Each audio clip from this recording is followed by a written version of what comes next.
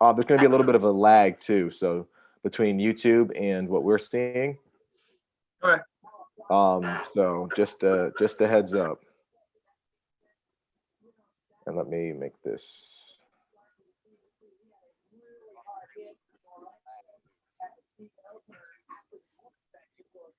Sweet. Okay. Awesome. Here we go. What is up, everybody? It's Dave Drakes with the Collective Experience, and we're back, boom, for another live watch party presented by, of course, the Collective Experience. And I'm pumped because I'm joined by my buddy, probably one of my favorite people ever in the world, Mr. Tyler McAdams. The dude is crushing it with New England Riders Corner, a podcast in New England. And he's also a repeat offender in the TCE Supercross and Motocross internship program. Tyler, what's up, dude? What's going on, bro? It's always a good time to hang out and talk with Dave Drakes. Right? I like me too. And it's a much better face than Brad's. I got to be honest, dude. I've been working on it. No, things up and growing the mustache. I appreciate the mustache game, man. It's going strong. No, I was super excited about getting you on for one of these. I know we've been talking about it for a little while, getting you on to do something pretty fun like this. And yeah, I'm pretty stoked that we've got another race that we can bench race about and do some pretty cool things, just chatting about the race. This is Arlington number 2, which happened super fast, man. Holy crap. I can't believe we've already gone like this far. So yeah, it felt like Sunday's race happened and all right, there's a lot of good stuff. And then Monday went by super fast. And then all of a sudden it's Tuesday and we're already having another race. Exactly. I don't know about you, but I've kind of gotten used to the three-peats where I actually enjoy, a kind of laid back Tuesday night Supercross race. I always like the Saturdays because I have like that Saturday night to look forward to in the wintertime, especially when it's off season here. But having like a Tuesday race, it's like, hey, that's a nice little bonus, Oh, definitely. It makes it feel a little bit more like a mainstream sport to me. So we're like you mentioned, like it's a nice little break in the week. We don't have to go a whole week without Supercross, but it also feels like when we watch like football or something that like it's just another sport that we can watch during the week. This opens up like so many options to get this in front of so many other people. So I'm pretty stoked on that. Yeah, we're a little late coming to this. Sorry about the setup time, guys. But we still have a lot more racing to go. That's on me. It's not on my great co-host, Mr. Tyler McAdams. So we just saw what it was a two-peat, right? We had back-to-back Cowie guys win. Yeah. First one with the young one of Hammaker. Then we had McAdoo, who's showing some speed. Ty, I know you're a Yamaha guy, but do you like what you're seeing out of the Cowie boys? Yeah, I do. I like seeing, because McAdoo for a while was always kind of like, he was there to me, but like I feel like personally I always seen him as like under the radar kind of. He performed, he wasn't slow. No, everyone knew he was a fast rider, but I think just him being on Cowie this year, being a fresh year, some different time, like a lot of people had time off last year because of COVID and everything. Mm-hmm. I think between that and then seeing the rookie Hammaker come up, because I mean, everybody kind of, not everyone, but a lot of people follow the amateur motocross stuff, and seeing Hammaker come up as a young kid, you're like, this guy's going to go somewhere. And sure enough, pro circuit picks him up full-time as a pro when he turns pro. And I like it. I am a huge Yamaha guy, but I think I like the personalities of McAdoo and Hammaker a little better.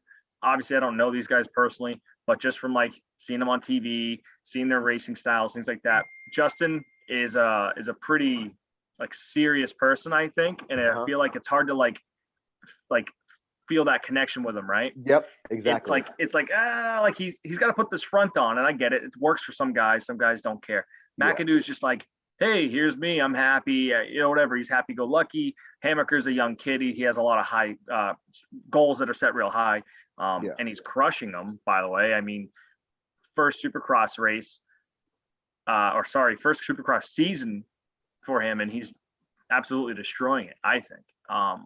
Oh, for sure. And I will say it's funny how, even though Justin Cooper, maybe a little bit faster here and there on any given weekend, but you always pull for the guys that have that like personality, that thing that you feel like you can connect with them with. That's always a huge plus. And it goes a long way. Look at the 7 New Stews, man. Like that dude is like, is beloved by everybody. Is he winning a race? No, but I can guarantee you he's more popular than half the guys that are in front of him. You know what I mean? Yeah. And that's so much more important, in my opinion, when it comes to longevity, when it comes to a long career in the sport, when it comes to all the opportunities you need to make money and get sponsors. That goes so much farther. Yeah. I just think it's the better. way of the world and the way of the sport nowadays is so different 5 years ago, 10 years ago, where you could have that personality as a racer, a professional racer, I think, where you are kind of not approachable in a way. But people still liked you, people still cheered for you, you were fans. But now it's so different where, like, if you want to become successful as far as like marketing yourself and branding yourself, you got to be approachable, you got to be personable, be yourself, most importantly, because people see through that real quick if you're not yourself.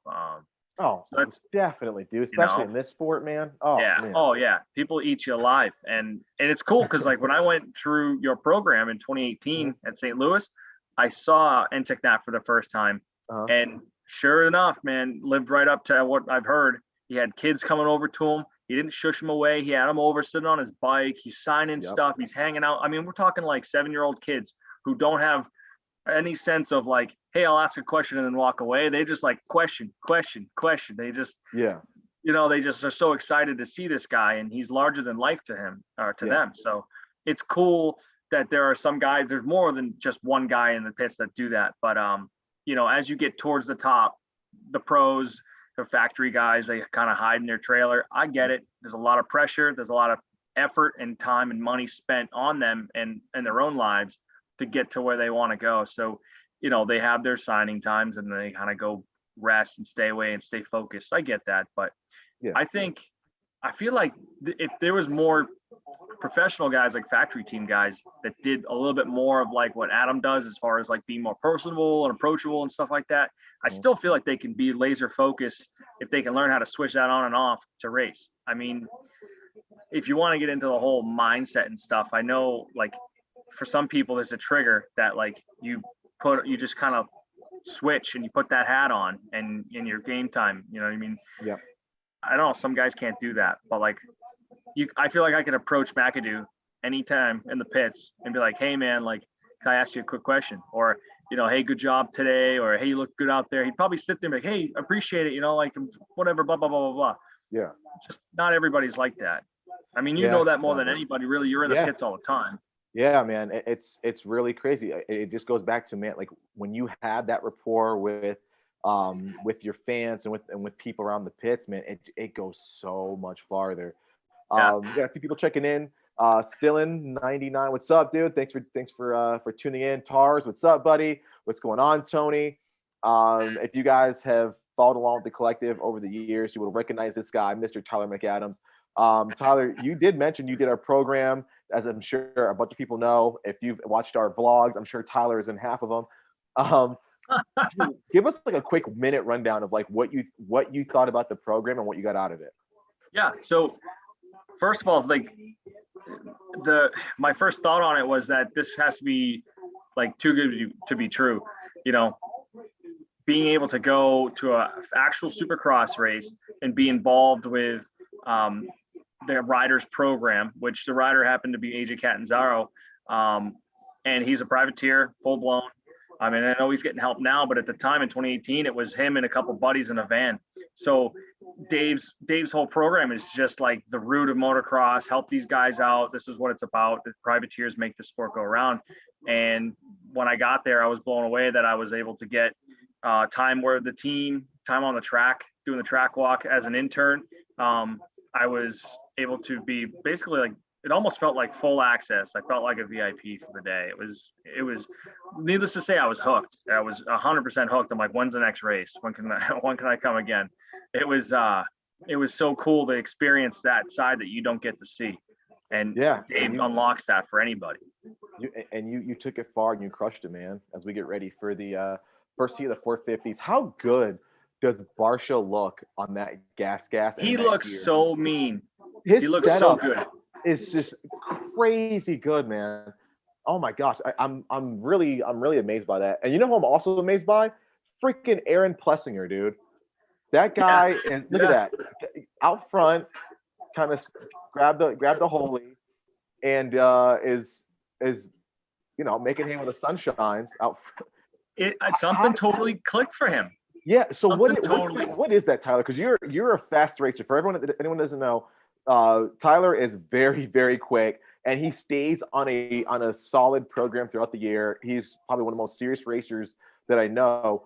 How difficult is that to have something automatically just click, one day after years years of subpar results? Like how are you able to do that? I have a perfect example of this past season where I'm in the 250B. I'm 26 years old, so I'm racing against kids that are 10 years younger than me most of the time. Mm-hmm. And it wasn't much of a confidence thing, but I always had this little bit of doubt where it was like, man, these kids are just so much faster than me, so much faster than me. So I was always ending up in like fourth and third, sometimes in fifth and sixth. And my sister, Mackenzie, is like my hugest supporter of the whole motocrossing. And she just one day at Southwick said, you need to be more aggressive. You look like shit. It's basically what she said. You look like shit. Mm. And all it took was just bringing more aggression to my riding. And it could be different for anybody, but believing in myself and bringing more aggression, because I went out there and I actually beat everybody. All the kids that I said I couldn't really beat, or I thought that were going to be really hard to beat, I smoked them. I got first. And it was like, boom, okay, that's all I've got to do. That's it. And you learn. You just kind of go, oh, all right, that's all it really took to get that next level speed, carry the momentum. It's a lot of things rolled into one, but the short answer is more aggression or more self-belief. You could, any bit of self-doubt, you're done. And I think Plessinger for the last couple of years have totally self-doubted himself. He's beat himself up. He's had injuries. He's had a lot of ups and downs. And he looks amazing. He's up front. I mean, we're talking about Sexton, Rocks, and Barsha. I mean, these are heavy hitters. Ferrandis. These guys are not slow. And AP out of nowhere is just like, hey, don't forget about me. I'm not out. I belong here. Yeah. Right. Right. That's another thing. It's absolutely crazy. It's crazy. Confidence in this sport takes so many riders so freaking far. And speaking of confidence, Tyler, I think that's a little bit of what Ken Roczen is lacking right now when it comes to like battling Cooper. And if we watch the heat race right now, he's got his hands full with Barsha. He's got his hands pretty full with Sexton. He can't keep up to his young teammate. He's pulling away a little bit, and then forget about it. Plessinger is see ya. What can you attribute to Kenny's, I guess you can say, subpar results in terms of what he was doing at Indy? The guy was running away with these races by a long shot, and now we're seeing him just sort of battling out there with just the everyday man's rider. He's just battling with Brandis and Freeze behind these guys for a while. Like what can you attribute to that? You know what? Oh, I really think, he's got his hands full. And I don't know what it is, and I'm not going to sit here and say, like, I don't think he's doubting himself, but I just think that other riders see him take a step back or almost have a couple faults or a couple bad races. Let's just say that. He has a couple bad races. They smell blood in the water. And now all of a sudden, these other riders step it up because they're like, hey, I see a weakness in Kenny. Whether we see it or not, I think they see some sort of weaknesses in his riding. I can't put a finger on it. I don't know why he goes from hot to cold. I wouldn't say he's out right now, but I mean, we're seeing him run fourth right now. And the past couple of weekends, he totally just smoked these dudes. But I don't know what it is. I don't want to sit here and say, well, I think Webb is in his head. I really don't think so. I think if you think about it, I mean, you've raced. If something happens during a race, you get hot and you come off the track and you say things you shouldn't say, myself included. But I feel like once he calmed down, he was like, yeah, whatever. I mean, it is what it is. He was just faster than me. That's what it is. He put me into the corner. He knows how much he wants to win a championship. So I don't know. What do you think? I'm going to have to slightly disagree. I think that he is slightly in Webb is slightly in Roxon's head a little bit. And I don't mean like, hey, I'm in your head, like, I'm going to make you crash every time I'm behind you because I'm that, I make you that nervous. I think what Cooper is doing is just showing Kenny like, hey, I'm able to match your pace, and I'm a little bit more stubborn than you are. So I think it's got Kenny almost thinking about himself a little bit too much. Like, hey, am I going fast enough to this one section? Am I doing the right thing in this corner? Like, and then you start second guessing yourself. You start making mistakes, which leads to slower lap times. You know what I mean? All that stuff. So I think that's kind of what the game that Cooper's playing. And the dude is just a mental giant. The mental game is what Webb is super good at. But yeah, I think Kenny is just worried a little bit about his game, almost like Dungy was back in the Suzuki days when every little thing kind of got in his head a little bit. I do think Kenny is still one of the fastest guys out there by far. The way he's able to get in and out of these little sections, like that tight flat 180, who is going through that faster than Kenny? Like that, and on the peg, stuff like that, where he's able to find these tenths, these half a seconds here and there, that adds up. And I think no one does that like Kenny. It's just Kenny kind of getting that confidence back, like, hey, I'm a badass dude. No one out here can hang with me. I can win just the same way that I did, at the Indies, and this is no different, I think one of the things that, like, so this could be talked about with AP, where he's got momentum right now. He had that win. He realized that little bit of a switch came on, and he said, I can do this. I do belong out there.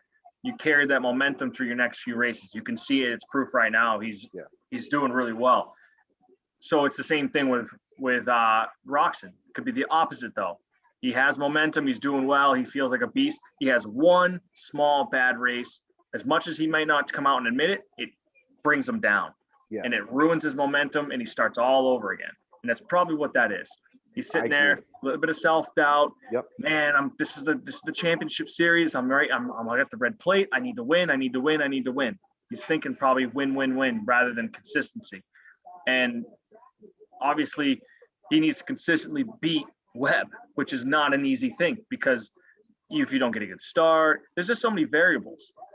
Yes, I agree with you. One thing I do want to point out is hats off to, again, Plessinger for doing so great, as well as hats off to Sexton. Dude, great ride from Sexton. The guy looks like he didn't skip a beat at all. Like super smooth and solid. And a shout out to a buddy of yours and mine, Mr. Tyler Bowers, dude, getting it into the main straight from the heat, which we haven't seen for a while. Hats off to the bear himself. Stoked for him, honestly. That's pretty cool, man. Yeah, such a great guy, and it's good to see him up there. Want to give a shout out to John Scott. Thanks for joining the chat. Thank you for everybody who's talking to us in the chat room. We really enjoy doing the A-Ray vlogs and showcasing Team SGB as well as Team PRMX. Dave Pulley, like you see right behind me, or that side. As well as Tyler Bowers is privateer outfit program. Ronnie Stewart's, like, we hang around a lot of different privateers, so we showcase those every week in our vlog. So if you guys have not subscribed yet, please make sure you hit that subscribe button and check out all of our different videos that we have, our playlist of vlogs, our in-depth interviews. We've got our segment called what the pros ride, where we show you a different new pro bike, the details behind it every week. This week we feature Jet Lawrence's Super Trick Factory HRC Honda, so make sure you go check out that video. We've got a lot to offer you guys. What do you think about the track, Tyler? I know we haven't talked about that quite yet. Do you like this track setup? Do you like the dirt setup? Are you a fan of the Texas rounds? What are you thinking? Yeah, I do like this dirt, and I don't remember what year I was there, but it was actually is it even the same picture? Yeah, AT&T Stadium. I see what you did there. Okay.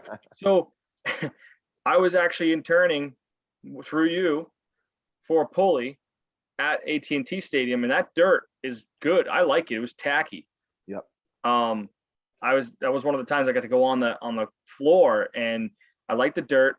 I think I like ruts. Okay, I know a lot of guys in Supercross, they don't like to see the ruts. I don't like to see the ruts on the faces of the jumps. Yep. But I think the corners, you can get technical. I like the technical ruts. It really separates those guys, because it's not an easy thing, especially 25 minutes into a main moto. Your pegs are getting scraped through these the ruts. Wow.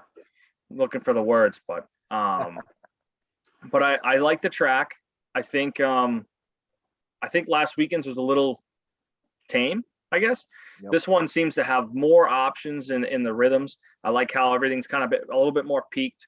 Obviously, we hope that nobody gets hurt due to like a more technical track, because people are more tend to make more mistakes that way. Yeah. But I like this track a lot. I just remember that dirt being real tacky. It looks the same as it was a year ago, wherever it was. Yeah. Oh, definitely, man. Texas, it's no secret. You guys can watch the vlogs, and I'm gonna say it 1,000,001 times. I love the Texas dirt. I love the atmosphere, the people, the food is always good. And Tyler will Food's tell good. you, I could eat my ass off, and we eat like kings when we're in Texas. So yeah, it was. I love Texas Supercross rounds, and yeah, Tyler, that dirt is just so good. In the vlog we just did, we were talking to Pulley. I think we might have even mentioned it on the line. He's like, man, this dirt is just so sticky. It's so tacky. It tacks up really nice. And as you can see, like we're looking at the berm right now, the 180 left-hander, you don't really have those really super deep ruts going right through the middle, but you see that nice little hook at the end. So these guys are able to rail the top, still have a little bit of that sponginess, the tackiness, and then get right into that rut, which means higher corner speed, which means momentum goes up, lap times drop, you're getting more flowy, all is right with the world. So I think that is super, super cool. Also, shout out to Juwan Cross, a guy that we work with in the program, getting 9th place, transferring directly into the main from the heat. How freaking phenomenal is that? This guy's been working his ass off, and he's been riding super, super well for the team international Supercross race team. Dude, what a great ride. I know those guys are freaking stoked to see it. Amped to have a guy who works so hard and who's improved so much make it into the main. I can tell you, once he starts doing this, his teammates, Bubba Pauly and Logan Carnell, he's going to take them right with him. They're going to start making mains and doing some crazy stuff the same way that our buddy Cade Cleason's been doing the last couple of weeks. So that's pretty awesome. Yeah, it's good to see these guys work their butts off as privateers and everything and make it in, especially with such a stacked group of riders this year. Every year, I know people say it, but really this year is tough. I mean, everybody's within a couple of seconds of each other. Yeah. And if you're not on top of your game, you're screwed. 100%, man. The margin between 1st and 10th, you're going after just fractions of seconds, absolute fractions. And it's pretty freaking phenomenal to see like how tight and how close everything is. Even looking at C practice, they're not that far back, dude. It's pretty freaking crazy. And we're talking 5 seconds. Exactly. It's absolutely insane. Before I forget about it, what did you see Dino's wheel lock up? Like, yeah, dude, it was missing spokes, dude. Yeah, what happened to the guy? They're talking about it now. I don't know, man. Get something caught in the rear wheel or something? You guys know? Like, let us know in the chat if they mentioned it. Wow. We missed it. He must have blew out the wheel or something. Yeah, that's absolutely crazy. We're getting ready to drop the gate for heat number 2 of the 450s. Our buddy is in this one, Mr. AJ Catanzaro, the weirdo. Is he still wearing used boots? I think he's still wearing used boots, but I think Jet was supposed to get him a set of new boots. And speaking of Jet, man, I really do not want to do it, but I have to get that guy's face all over my bike, man. Dude, I don't know why you thought you should make a bet like that. I thought I could win it, dude. I thought I'd pick a kid who could out-eat his and like a damn dummy. Oh, and that other kid spent all of his time watching the other kid eat it. He was just like watching him. Pretty much. So now, yeah, Jet's going to laugh at me for what, a couple years. So this is going to be definitely be a shitty time for me, but you know, gotta stay true to the word, and we gotta make the bet happen. So yeah, you gotta own it. There are consequences. So we've got Mookie right behind Webb for heat number 2, the 450s. Who's been more impressive to you? Has Mookie been more impressive, or has a rider like who do I want to throw out there? A rider like Davalos, because I do like what he's doing. been more of a standard No. rider? Who's been a little bit more, I guess, surprising to you this year? I want to say Malcolm, but I'm surprised a little bit, but at the same time, I'm like, no, I expect him to be doing good. So I guess what's surprising is how consistent he is every weekend. Consistently top 5. I mean, I know he's sitting there going, I want a top 3. I want a first. I want to win. I want to win. But it's very impressive that every track, every condition, he's pretty much right there in top 5. He's not, I don't think he's placed anything worse than 10th this year. I could be wrong. I don't like what, I don't go through all the records every race, but I'm impressed that he's been so consistent. I think he's on a really, really good bike this year, and he's always been solid, no matter what. I agree with you. I agree. I mean, yeah. Oh, they're showing that crash again with Webb today. That's pretty gnarly, huh? A lot of guys wouldn't just get up from that. No, he ate that one, man. That was tough, especially where he landed, almost like in a little bit of a divot inside of the whoops section. Couldn't have felt good. Tell you what, those whoops aren't soft either. So no, they're like rocks. They're like big, like rock mounds. Exactly. No, I echo what you said about Malcolm. I am pretty stoked to see the consistency. I will say I'm a little bit surprised at Davalos for being able to maintain his position or his role, I guess, as a guy who's top 7, top 8.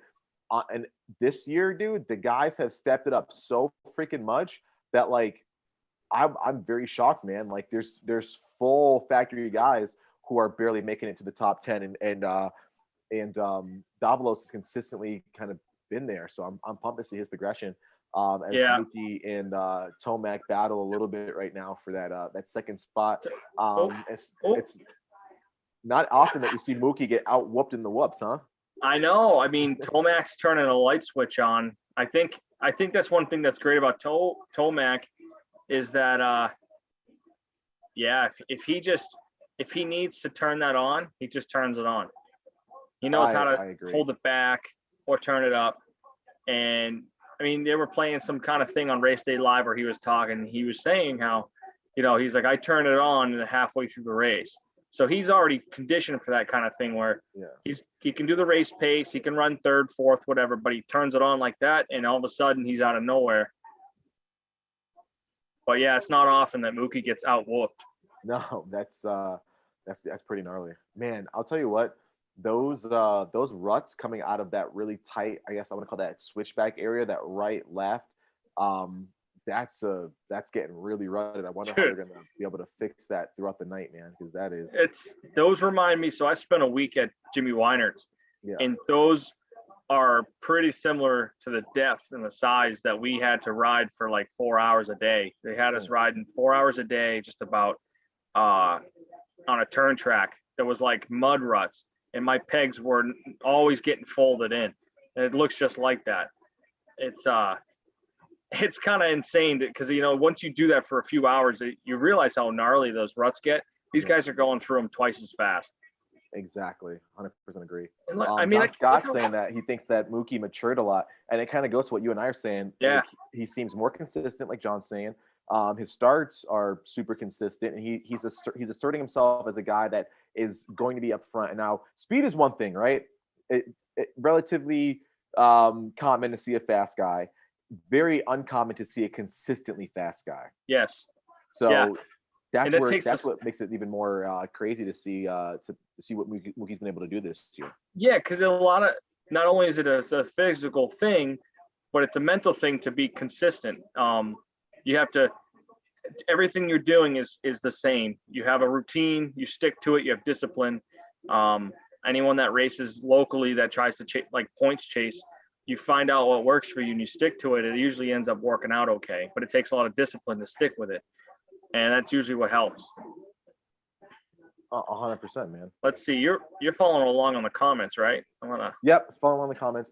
Yeah, guys, throughout this entire watch party, please feel free to send us in your questions, what questions you have for me, what questions you have for Tyler, maybe about we're pretty well versed in the sport. Tyler has been, I want to call him an industry guy. He's been in industry for a while. He hosts his own very successful podcast. He's a racer. He's pretty handy with a set of wrenches. Yeah, please send us in your questions about the industry, what industry questions you have, questions about racing. If you just want to gab about what you're seeing on screen, please, guys, feel free to chat with us. And if you're feeling so inclined and you're really enjoying what we have going on, as always, we would be very grateful to receive those donations by hitting that little $ right next to that smiley face. We do a lot to support a lot of privateer riders, and over 70% of the funding that we raise through this program in every form goes directly back to privateers and to privateer teams. So you would be supporting them as well. And we thank you if you even consider, helping us out in that regard. But yeah, we want to bench race. We want to get involved with you guys. And I'll throw in a trivia question later on tonight, and we can start doing some prize giveaways. Also, I don't know if everyone saw it, but we do have a guest coming on tonight. She's going to be on for a little bit before the mains, and it's going to be the sensational Jordan Jarvis, who is Nice. super fast, super nice person, and she's probably going to be the future of our sport. In terms of pioneering for young women and young men who just wants to look up to somebody who is just ultra fast, who works hard, and is a great person to be around. Both of those people, Tyler McAdams and Jordan Jarvis, have probably one of the best suspension setups with SGB Racing. I want to give those guys a shout out. SGB takes good care of us when we're at the races, and they're big supporters of our program. They've got a whole racing outfit, and they can get your suspension setup right. Check out those guys at sgb-racing.com. Get your setup today. My stuff is going in boxes this weekend and getting shipped out, so I'm ready before the season starts. I'm sure you, Tyler, you're going to be doing the same thing, getting your stuff freshened up on those amazingly nice Yamahas you have. I sold before I say that, the Jason at SGB uses the Race Tech Gold valves, which if you've ridden a Yamaha, I can only really speak on a Yamaha, but it helps with all the bikes. That gold valve really helps that mid-stroke become a lot more plush rather than like soft, harsh. And I'm not a suspension guy. I'm not going to try to sit here and tell you how exactly it works, but I do know Race Tech Gold valves are good.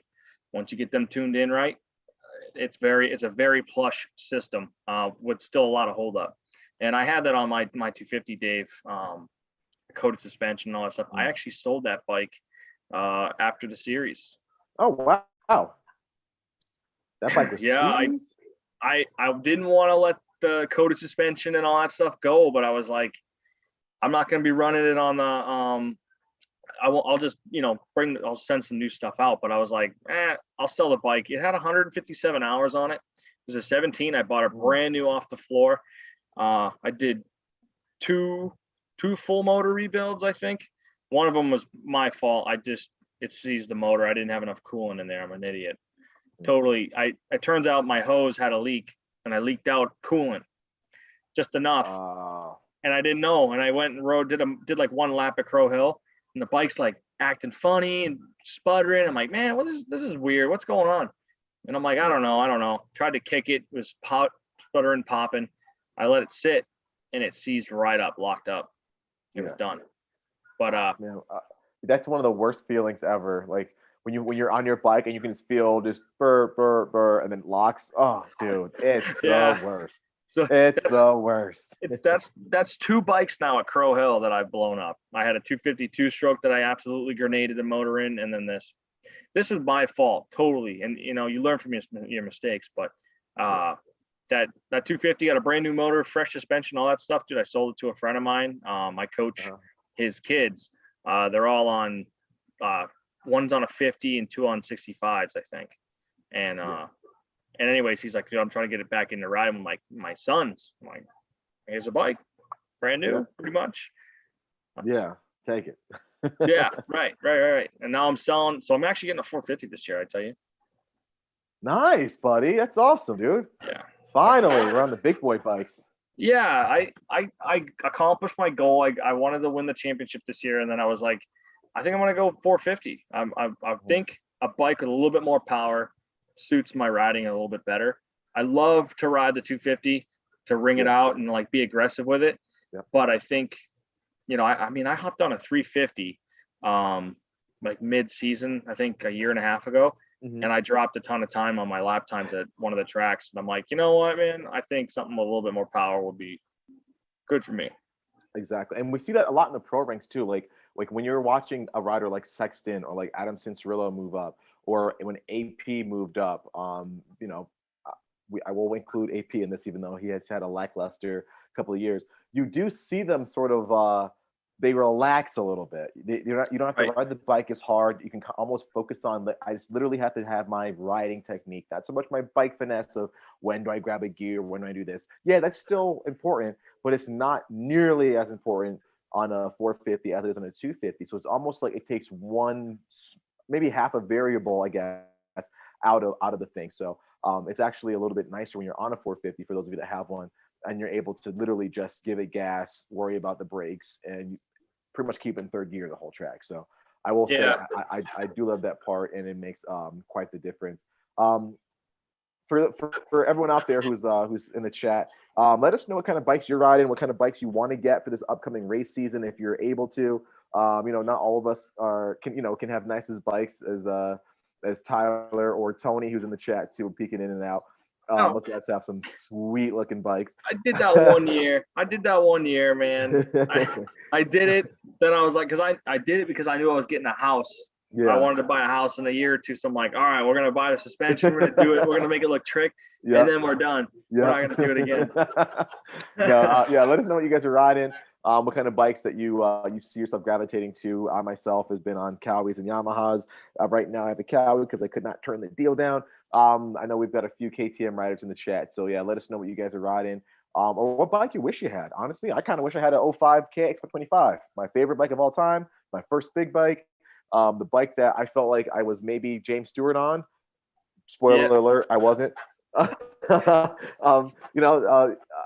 us know what kind of bikes you guys would love to be able to have if you were able to.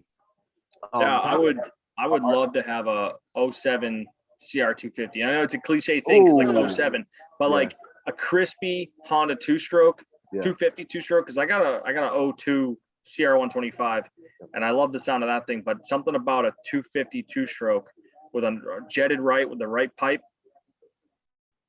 just so good, good. That's awesome.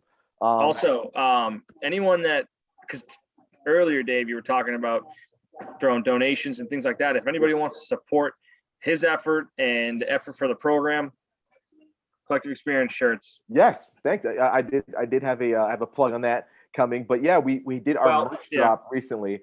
We've got a brand new set of merch. It's I love it because it's super soft, and it's really really comfortable to wear.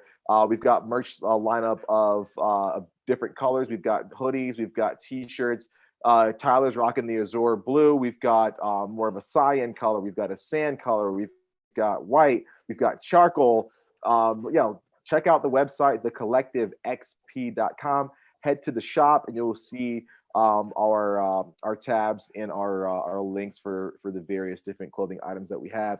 And when you support us, you're supporting the sport because, again, a lot of what we do goes right back to the privateer heroes of our sport. And it shows, man. I don't know if you knew this, but we have Todd Harris, who is one of the commentators in the booth. Yep. What do you think of the addition of Todd Harris? Are you pumped on it?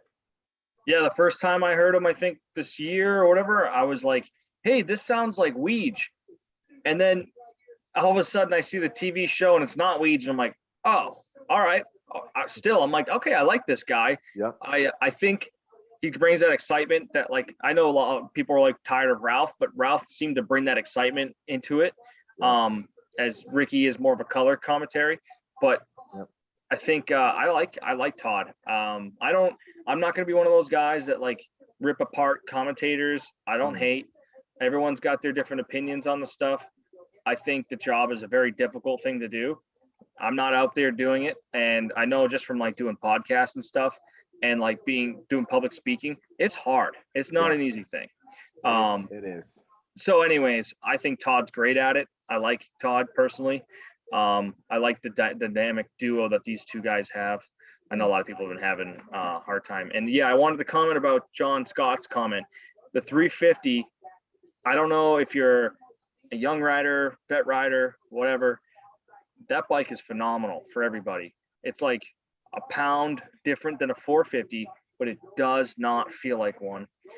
You have plenty of more power, pulling power all the way to the top, and you get a lot of low end torque, more than a 250. I raced that 350. It was a 2016 350, and it was probably, I think it was like 2019, and that bike was not irrelevant at all. I actually won some of my motos on it.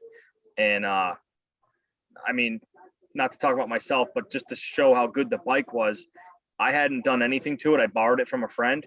All I did was move the bars, and that bike was like very comfortable. So it speaks a lot about those 350s. They're good. They're just really good. I'm a vet rider. Vet rider. I'll be 27 tomorrow, but you know, as you get older, having that 250 style and that 350 power is pretty sick. 100%. I agree with you, man. The 350s they're just such solid bikes. They're so smooth. And I don't think you can find a bad bike from KTM right now at this point, man. No. KTM, and that encompasses obviously Gas, and Husky. You can't find a bad bike, man. They're all just so good. Tony in the chat saying, "Can I message A-Ray? He's got 7 out of 8 in fantasy, and he's got to make it out of the LCQ." Honestly, when it comes to fantasy, let's talk fantasy for a little bit. I have been sucking so bad. I got 220 on Saturday, so about kind of like average. But before that, I was in the 180s, 170s, 160s, everything sub 200, which you can't really do if you're looking for league points. And man, it has been so difficult. So for tonight, I kind of switched things up. I had to make my picks a little bit last minute, but I'm still hoping that that I can still muster up and pull something through. I haven't checked out anything yet because I know I'm going to be super nervous having to keep peeking at my fantasy. But if you guys want to capitalize on my losses and me sucking, head to Pulp MX Fantasy and join our league, the Collective Experience. We're giving away $100 to a winner of our league at the last round in Salt Lake City, $50 to second, and $10 for third. And it's super free to enter. That's all you got to do is just go on, click the join league button for the Collective Experience, and boom, you're entered. And obviously, just make sure you're picking the right picks, which is easier said than done. We did have an interview with Donnie of Rotomoto, who is a guru at Fantasy Moto and really pretty much all things fantasy, and he's able to give cheat sheets and a lot of other really cool tips on who to pick every single week. So if you guys are ever wondering, what the best thing to do is, check out Rotomoto on YouTube and on Instagram, and be sure to check out our archive of videos because we just did one with him maybe a week or two ago, and you'll be able to listen to what Donnie has in terms of advice on how to pick your fantasy guys. So that's going to be really, really cool to see how Donnie does and compare myself to him after this week. And I'm gonna take some lessons from that guy because I was doing average like 100, 120. Yep. 180. Okay, great. That's a decent weekend. And then like I got so caught up with everything else after work today, I totally forgot to do my fantasy. Didn't even punch it in. So whatever. No. Forget it, dude. It's been such a crap show of fantasy for me this year that I don't even care if I miss it. I like to play along. It's like gambling a little bit, It's like, did my numbers come up? Yeah, exactly. I feel you 100%. I'm the same way. And the more leagues you join, the more addictive it becomes. That's part of the fun of it, honestly. Right. So that's been super cool to play. I think he'll be good with the Mumford, Smith, Bailey, and Cooper. That's pretty good. That's something I've learned is to try to stay away from more than one all-star, because I think if you're trying to get ultimate points, my understanding is you try to find the guy that's obscure with a high handicap that occasionally makes it into the main. But it's so hard because it happens to all the pro guys. Anderson didn't even make it into the main. He's in the LCQ, I think. So it's like you could pick Anderson and go, oh, he's definitely going to get in. He's a pro factory guy. Wrong. Yeah, and that's where the gambling aspect, like you said, comes in. Because, like, yeah, I could get a really good payday if my guy with the 16 handicap just qualifies for main, because I'll get the handicap of having 16 spots forward plus double points, so I could maximize if this guy does really good. Also, if he doesn't, there's a high risk that you're not getting the guy in the in the main event and you're scoring Yeah. 0 points. So I've had plenty of races this year where like 2 people make it in total, and I'm like, what happened to you guys? Yeah, man, They're talking about Dean now. It's scary, man. It's so scary going through that stuff.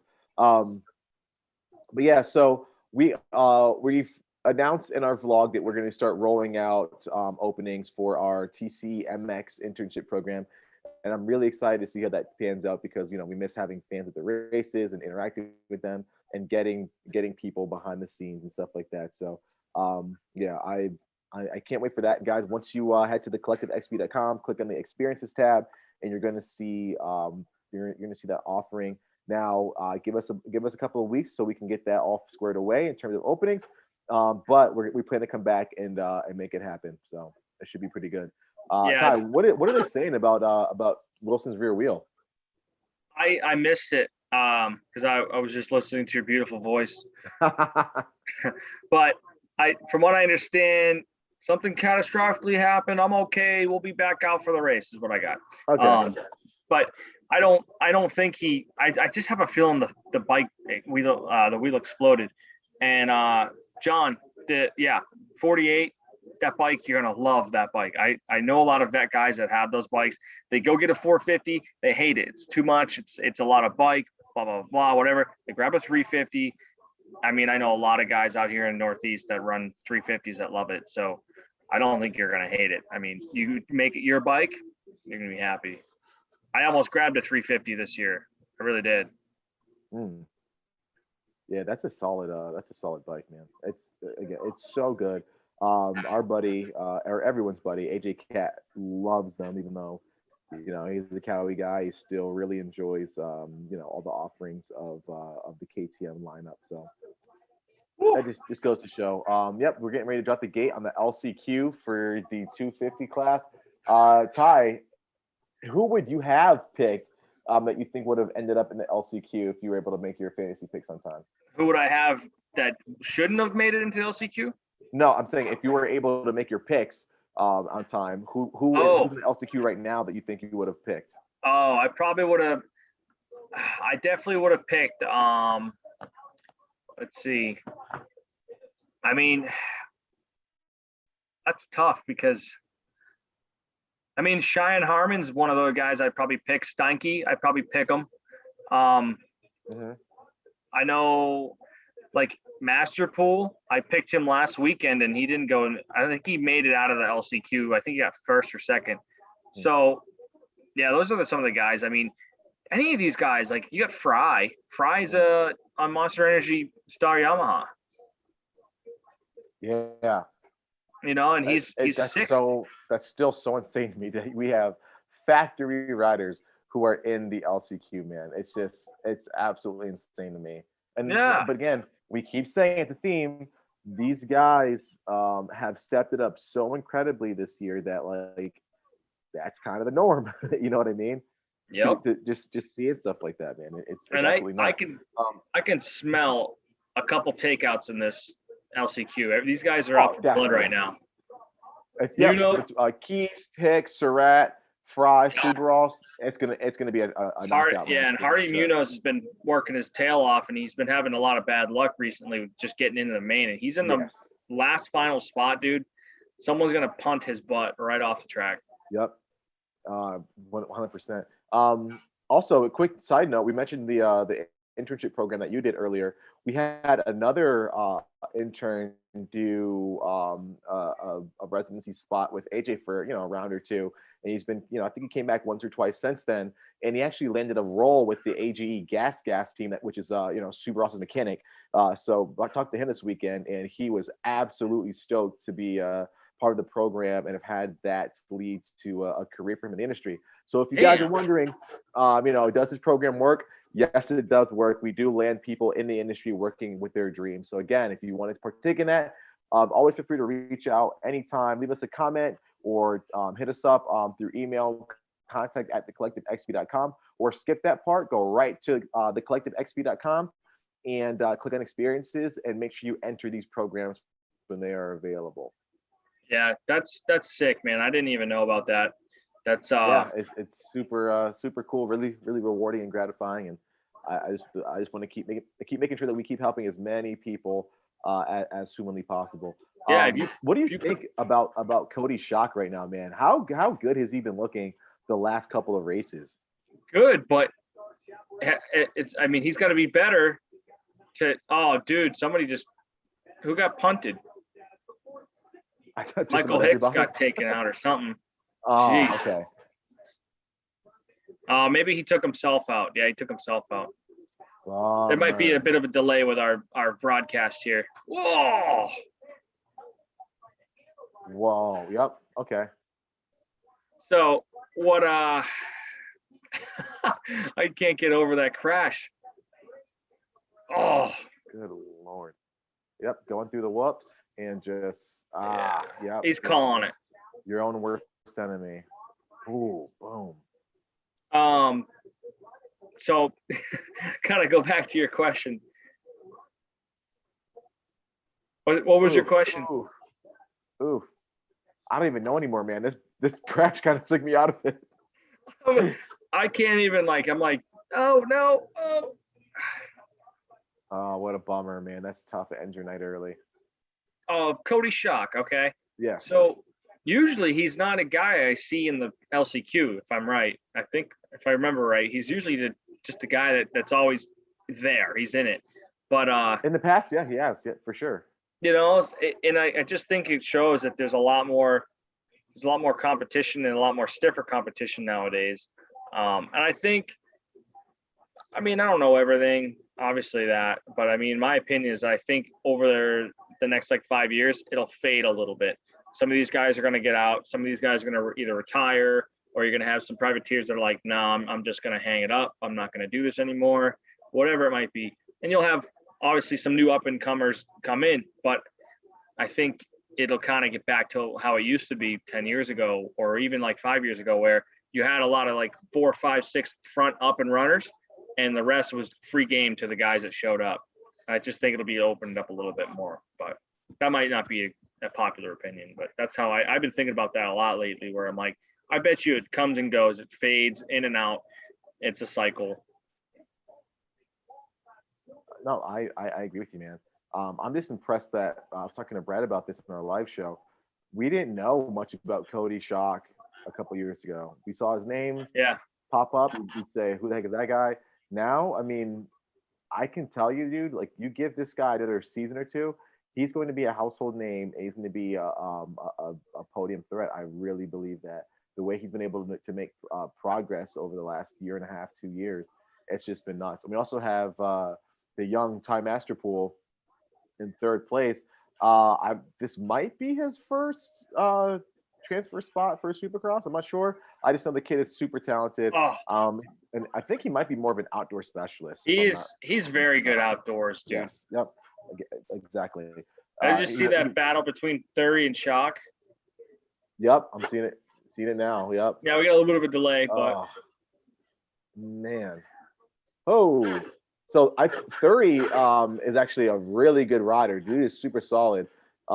Yeah. I think he opened a lot of eyes when he first hopped into the scene the last couple of weeks, and I don't think he's just been able to really nail it down to get it in the main, but he seems to have some confidence and swagger that we haven't really seen for a little while. Yeah. It's really cool to see that, man. Yeah, see, I like this Todd Harris guy. He just used the same word I did. Stoked. He is stoked. I feel like it's less commercialized stuff from Todd. That's all. Yes. Yep. That's all. I feel like, and he's been a commentator for a while. Oh man, look how stoked Thury is.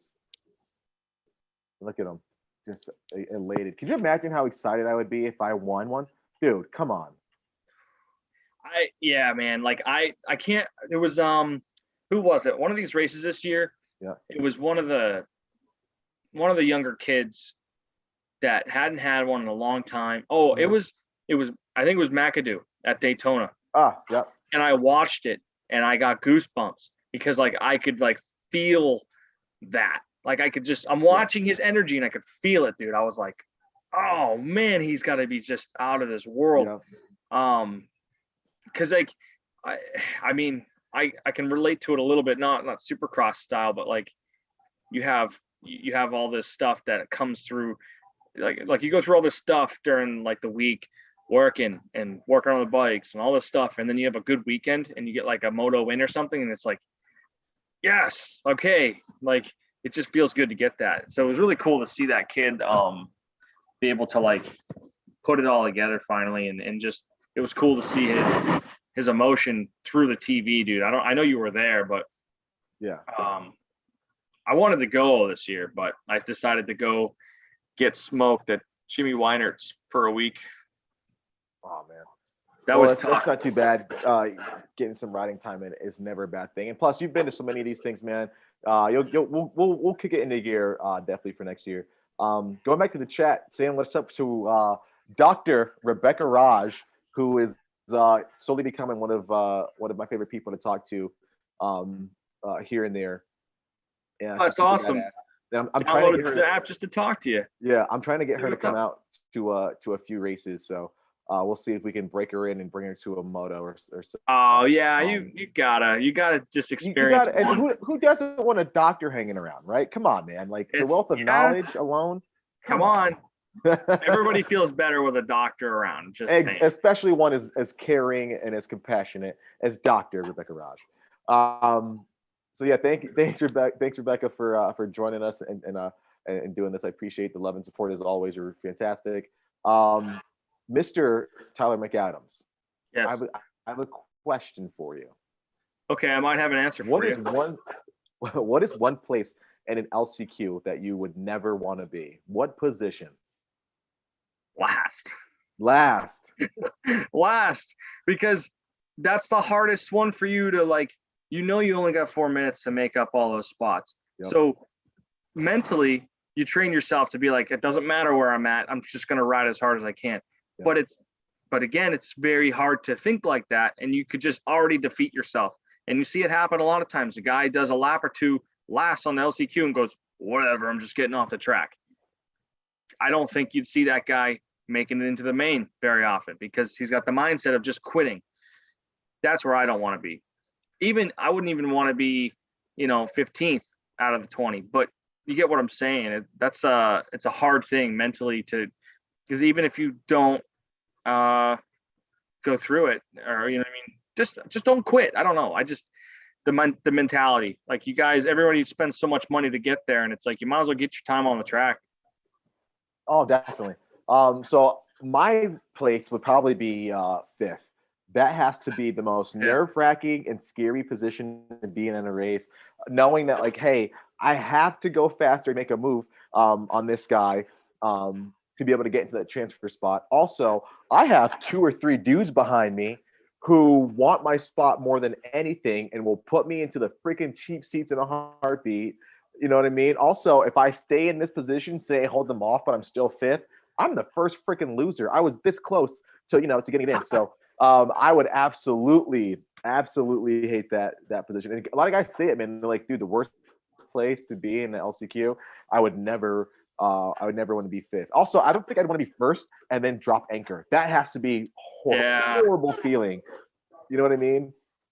Yeah. I don't want to be in the LCQ period. I don't even like them at local levels because everyone is just so desperate to get that spot.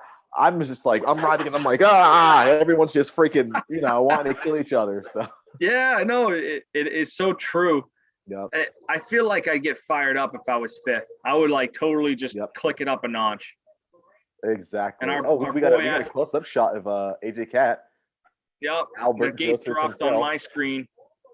Then we just dropped the gate too. Let's see how he's able to do. Don't let off. Don't let off. Very well. Don't let off too much, buddy. He's got some work. He's got some work. I mean, he's got Hartranft, Starling, Moran, Stewart. Ronnie Stewart's a local native up here in Maine. Yeah.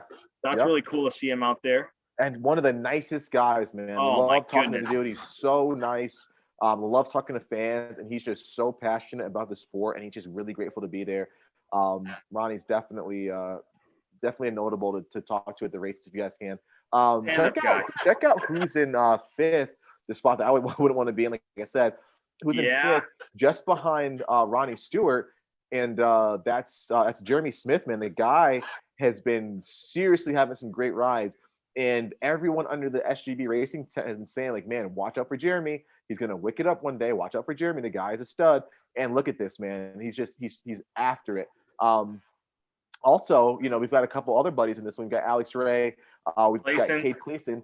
Yeah, and Cade is making up some spots. Also, Nick Schmidt, Carnow, AJ Cat, Henry Miller. There's so many notable guys. Van Martin. All of these guys can make a push for the front. So, like John said, it's hard to make predictions, man. I'm kind of afraid to, to state and say what's going on and what's going to happen. Yeah, that's, what I mean, like because you'll give me a question, you'll ask me sometimes about that, and I'm like, I don't know, man. I could sit here and try to pretend that I'm a professional at knowing what the hell's going on. Yeah. And I'm not. But I don't even think I could make a good prediction because so much can change. Yes. Agreed. I mean, I am happy for Dean Wilson that he's in the top, he's in top 4 right now, but I know he doesn't want to be there. Yes, agreed. At all. Like he has to mentally look past the whole wheel exploding and how he shouldn't be in the LCQ. He has to look past it because there's no way he'll be able to do well in the main if he keeps thinking about it. He's obviously looks good now. He's just made you'll see it in a second. He made another spot. Yep. And you got Ronnie Stewart in 5th now, right behind Hartranft. This is a tight race. Oh, jeez. They're all playing follow the leader.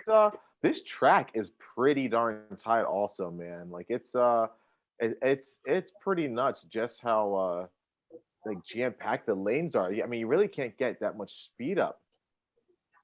Yeah, you're right. There's not a lot of spots.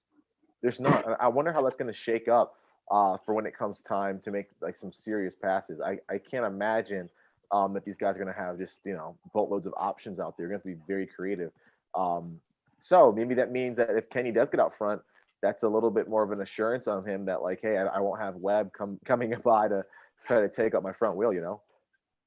Right. I agree with you. That could be sweet, man.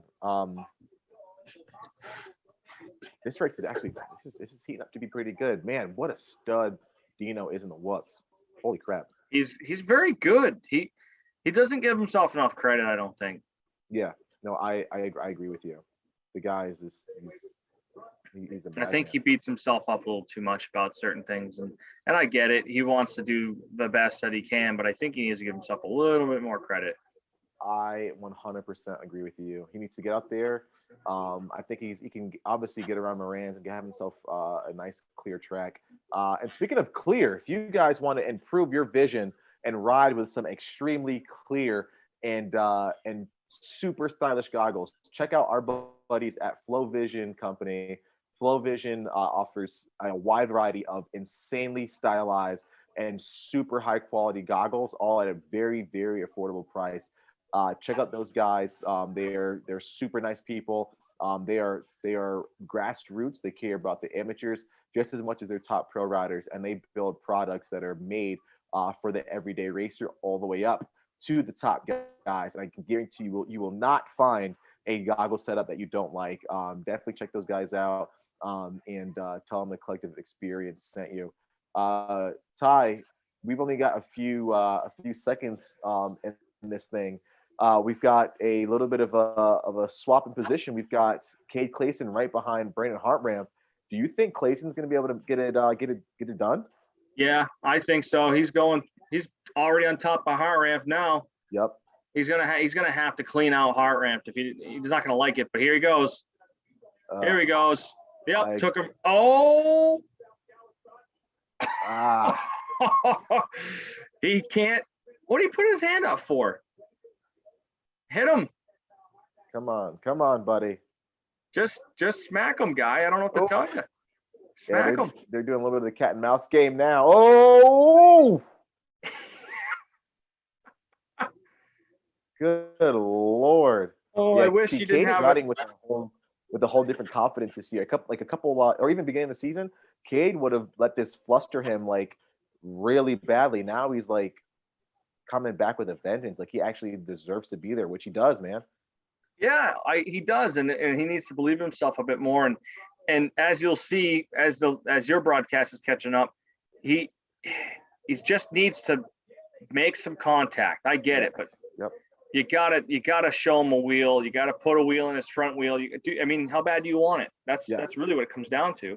It's got to be tough for these guys too, because they're all buddies, man. All those guys that are on the bubble for LCQs, they all hang out, they all room together for the most part.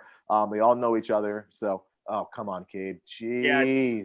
So I guess from like a perspective of someone who doesn't know them and doesn't know that they all know each other, I'm sitting there going, no, just bump them into the top blocks.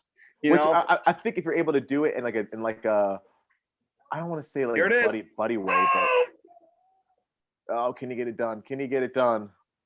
I know it sucks being a little bit of a delay, but I know I can't like restrain myself, dude. Thanks, John. I appreciate that. Yeah, thank you, John. Really, really appreciate that, man. Yeah, you can definitely tell that we are really good buddies, huh? And Cade, he's close. Oh no! I told you. Oh, that was close.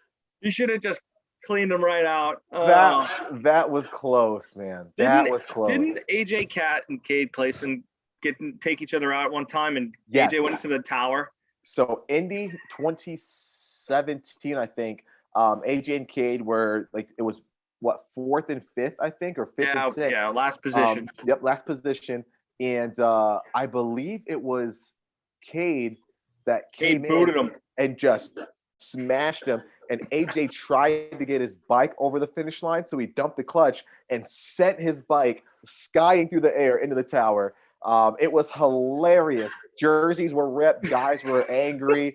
Jeremiah, AJ's mechanic at the time, was like livid. The guy is a little bit irate normally if you get him wound up.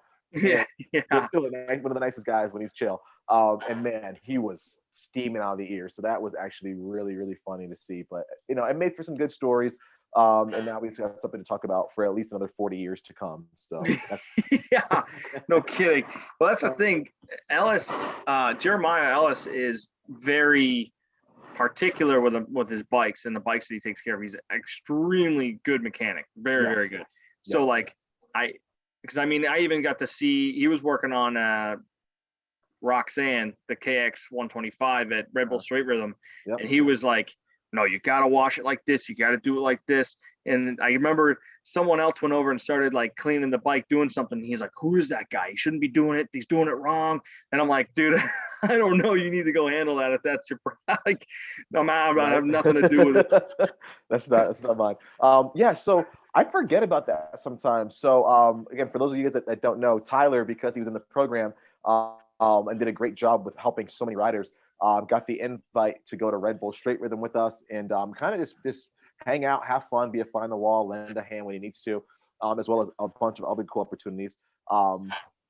We had an effort for Red Bull Straight Rhythm that was a James Stewart tribute replica bike. We got to ride a pretty sweet, fully built KX 125. And when I say fully built, this bike, and no, I'm not exaggerating, is probably faster and more trick than James Stewart's SR 125 or KX 125, however you want to say it. This thing was awesome. Our buddy that owns Flying Iron Horse Ranch, Spencer Luzak, owns this 125, and he just bared no expense, man. This guy literally put tens of thousands into this bike. And Tyler, how sick was that bike?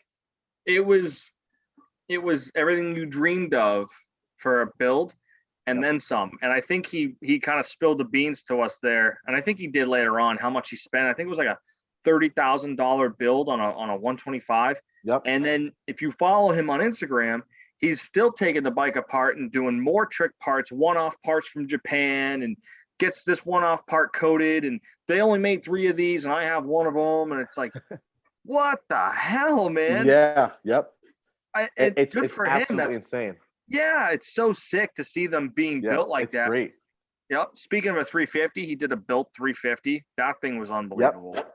Yeah, that's one thing that I love about Spencer, is that when he does something, he's going to do it right. So the guy literally did like just custom gussets in the frame, custom water pump cover, like little, like you said, Tyler, one-off things that makes this bike that much more unique and trek. And I think that's a mark of a really, truly passionate and talented bike builder to be able to do something like that.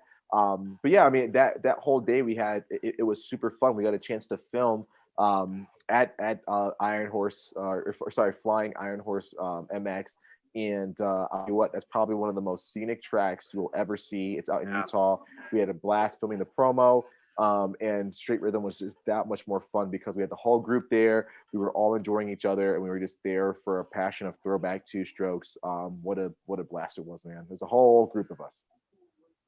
Yeah, that getting to see the pictures, I was so jealous of that property and you guys being able to get there. But when you guys all came to California and we met up with you guys, that was so sick to see that bike. Yeah. And like I can see, like, if they still did more Rebel Straight Rhythms, that program of yours would be double the price, right? Because the atmosphere there is not at a normal Supercross. Exactly. So you go, Jay from Rack Racing, and I walked around and we were like, oh, there's Grant Langston. Hey, Grant, blah, blah, blah, blah, blah, blah, blah, blah, blah. We're so-and-so. And we're talking to him. We met some serious, like, dudes. And I know I'm saying that now and I can't remember who it was, but that we're talking like 3-4 years ago now. And, but I just remember there's a lot of people that you could walk up to that normally you'd never really be able to go and talk to. Okay. So Ryan Villapoto invited a bunch of people over to check out his moto van, and he's drinking Coors Light out of his van. Yep. That was a blast. Like, where I walked over and checked it out, and I'm like, this thing's pretty sick. Thanks, buddy. Yeah, no problem, Ryan Villapoto, you know. Like, it's funny because in the moment you're like, okay, don't freak out. Like, just, he's a normal dude, just be normal. But then you think about what you just did, and like, okay, Ryan Dungey came over to Jay and like the Rack Racing crew and was like, hey, thanks guys. And we're like, hey, congratulations. And the dude gave me like a I don't know, like a half bro hug type thing. And I'm like, was that Ryan Dungey? I'm like, I think it was. And I'm like, I don't know. It's just strange. It's just strange to think about. It's just cool. Yeah. That's why I absolutely love it too. It's just, it's such an open environment, such an open field. And it's laid back. Everybody literally just walks around. Even guys in other pit areas that they kind of walk by, and it's almost like showcasing, all these amazing machines. Someone will walk by and be like, "Oh, dude, like this is a great KX. Have you seen RCR? Come over. We're grilling. Like, come check out our bike."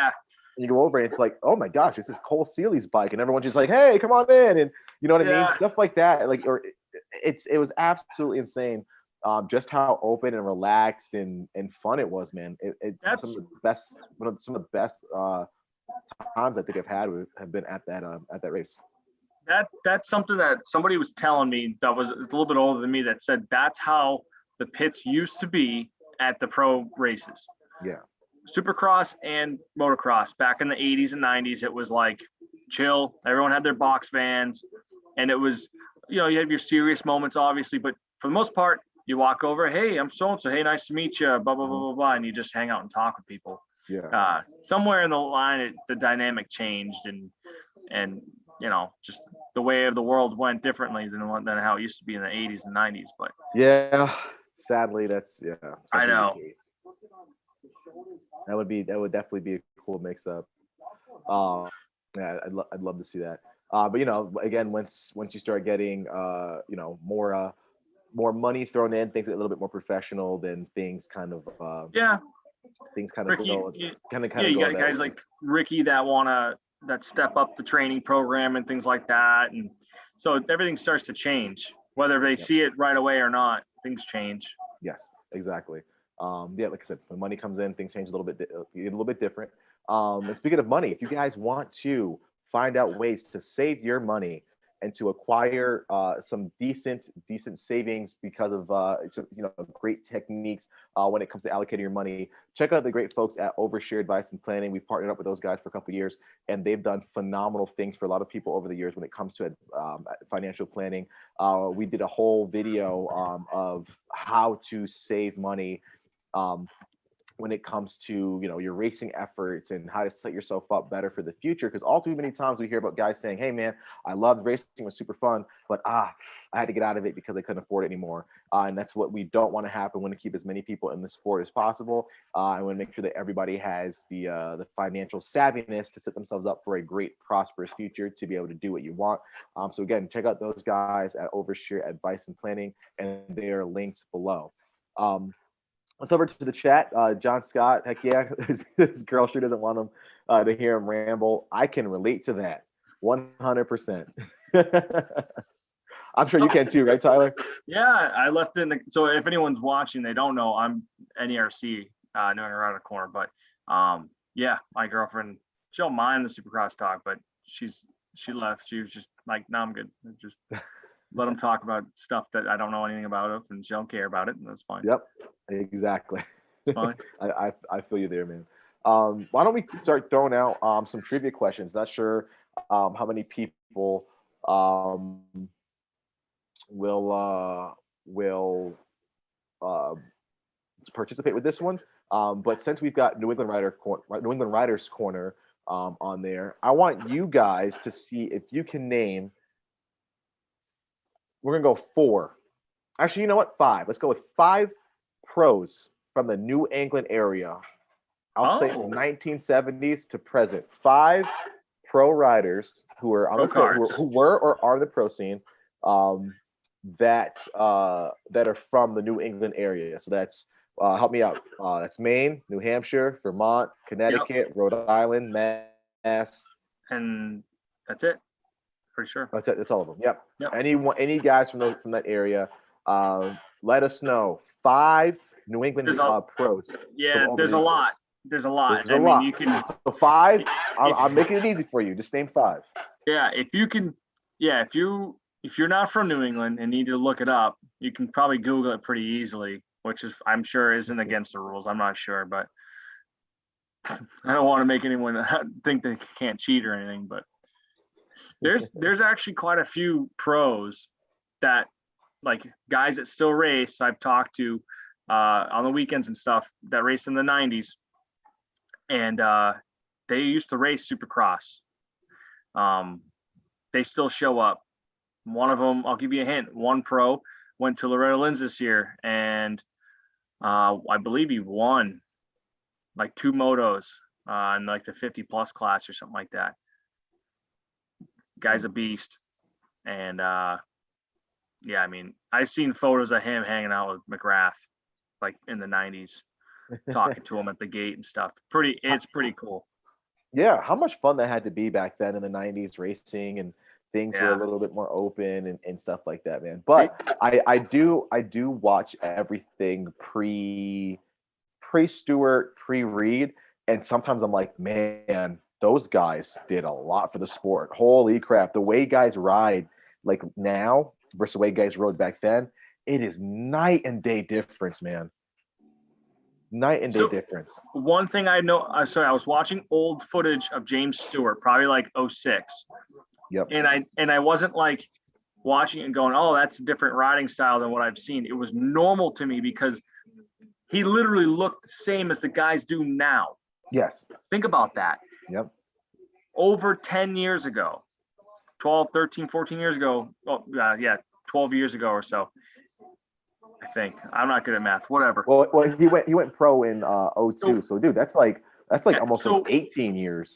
Yeah. So, like, let's say like 06, 07 years, James.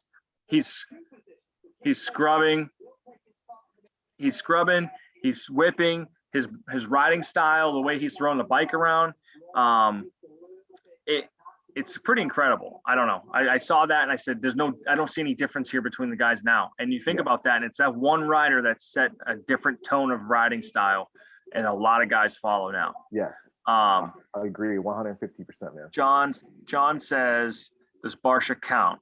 Is upstate New York considered New England? New York isn't part of New England, technically. We get a lot of people from New York that come race in New Hampshire and Vermont. And Yep. so like Yes. we don't look at them as like non-New Englanders, but that technically wouldn't count. You know what? I'll give you the say. Would you say that Barsha counts? Barsha spent a lot of time in New Hampshire. Yeah. Yep. And doing some of the regionals that they did. The New England Regional at Winchester, New Hampshire. He used to go to Jersey a lot for the races and stuff like that. I mean, I'd say he's a New Englander. I mean, he's pretty gritty, like a New Englander. I'd say, you know, he. Yep. I mean, I'd count it. It's close enough. So yeah, if you want to get technical, we're gonna count it. Yeah. We'll count it. Yep. Yep. I've been beat by him enough when we were coming up to say, he whooped me in New England, so yeah, he's a New England rider. He whooped me enough in New England. Yeah, and for anyone that's listening, we talk about AJ Cat. And when AJ and I are the same age, same as Dave. We're pretty much all the same age. Yeah. And I was on 85s, and I was always so mad because they would do 85 expert, amateur, crap. Hey. He just welcomed himself. This guy. That's a whopper of a cat, man. He's a big cat, dude. Okay, buddy. Whoops. No, it's not, like, no. That's what keeps it fun, dude. Because I've got Yamaha snoring and like walking around and doing whatever. So don't feel bad. So funny, dude. The cats can't stay away from laptops. If you have a cat, you know what I'm talking about. Why is that? That's like a thing. I don't know. I've seen TikToks or whatever of cats with their own laptops, and they like sit on them, and they don't sit on yours. But anyways, what I was just trying to say is AJ Cat and like all these other fast New England kids that actually like Dakotas, Matt Fisk, this Scott, Joey King, like all these dudes. They would put 85 A and B together, and they would smoke my ass every single time. And I'd have a 4-lap race that turned into a 3-lap race every weekend. Oh, no. Even if it was a 5-lap race, I'd get 4 or 3 laps out of it because these guys would lap me 3 times or whatever, 2 times. They were just so fast. It was so cool because you'd see Barsha at the regionals. All the heavy hitters really, you know.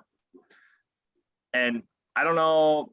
Can I drop a hint, or can I give at least one rider? Maybe we can make it 4. Yeah, sure. Yep. Go ahead. Okay. John said he was 48. You might remember the name John Dowd. Maybe. He's a pro. He's from Ludlow, Massachusetts. He still rides. Well, recently he hasn't. He's been healing up from a really bad crash. There's so many. There are just so many. Exactly. And as we mentioned that, New England riders, we have a rider from Florida who is checking in with us right now. Nice. We bring her on. And that rider is the one and only Jordan Jarvis. What's going on, Jordan? Nothing much, just hanging out. How are you? You enjoying the races? Yeah, I am actually. It's a little chilly here, so it's nice to be in my room, just kind of hanging out. Are you back home? I am. Oh, okay, nice. Taking a little time.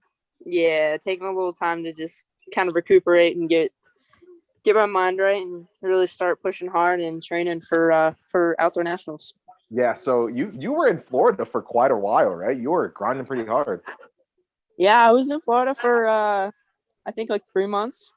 I went straight from Minneapolis to Tyler McAdams' training facility and trained with him for a while. Oh, wow. How was that? It was good. It was different. I've never really trained anywhere.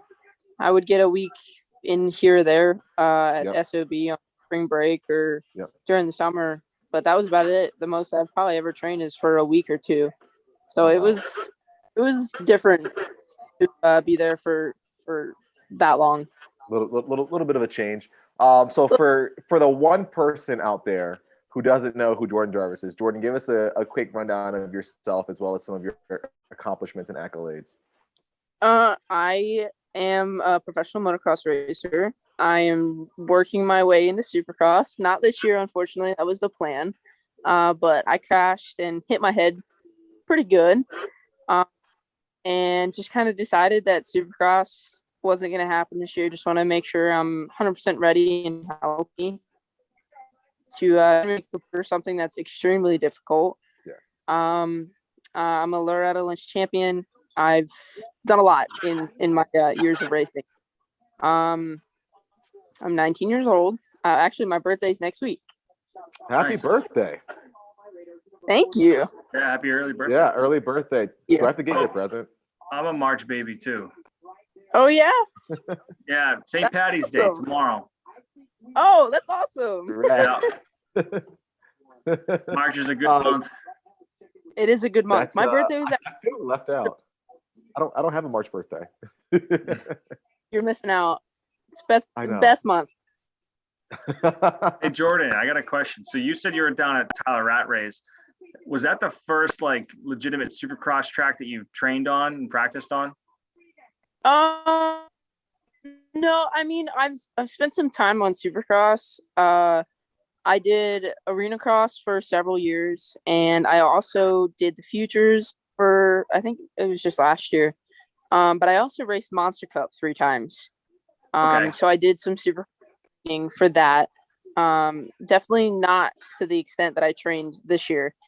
I would try and train as much as I could, but I was never prepared enough. This year was 3 straight months of riding just Supercross, so it was definitely a big change.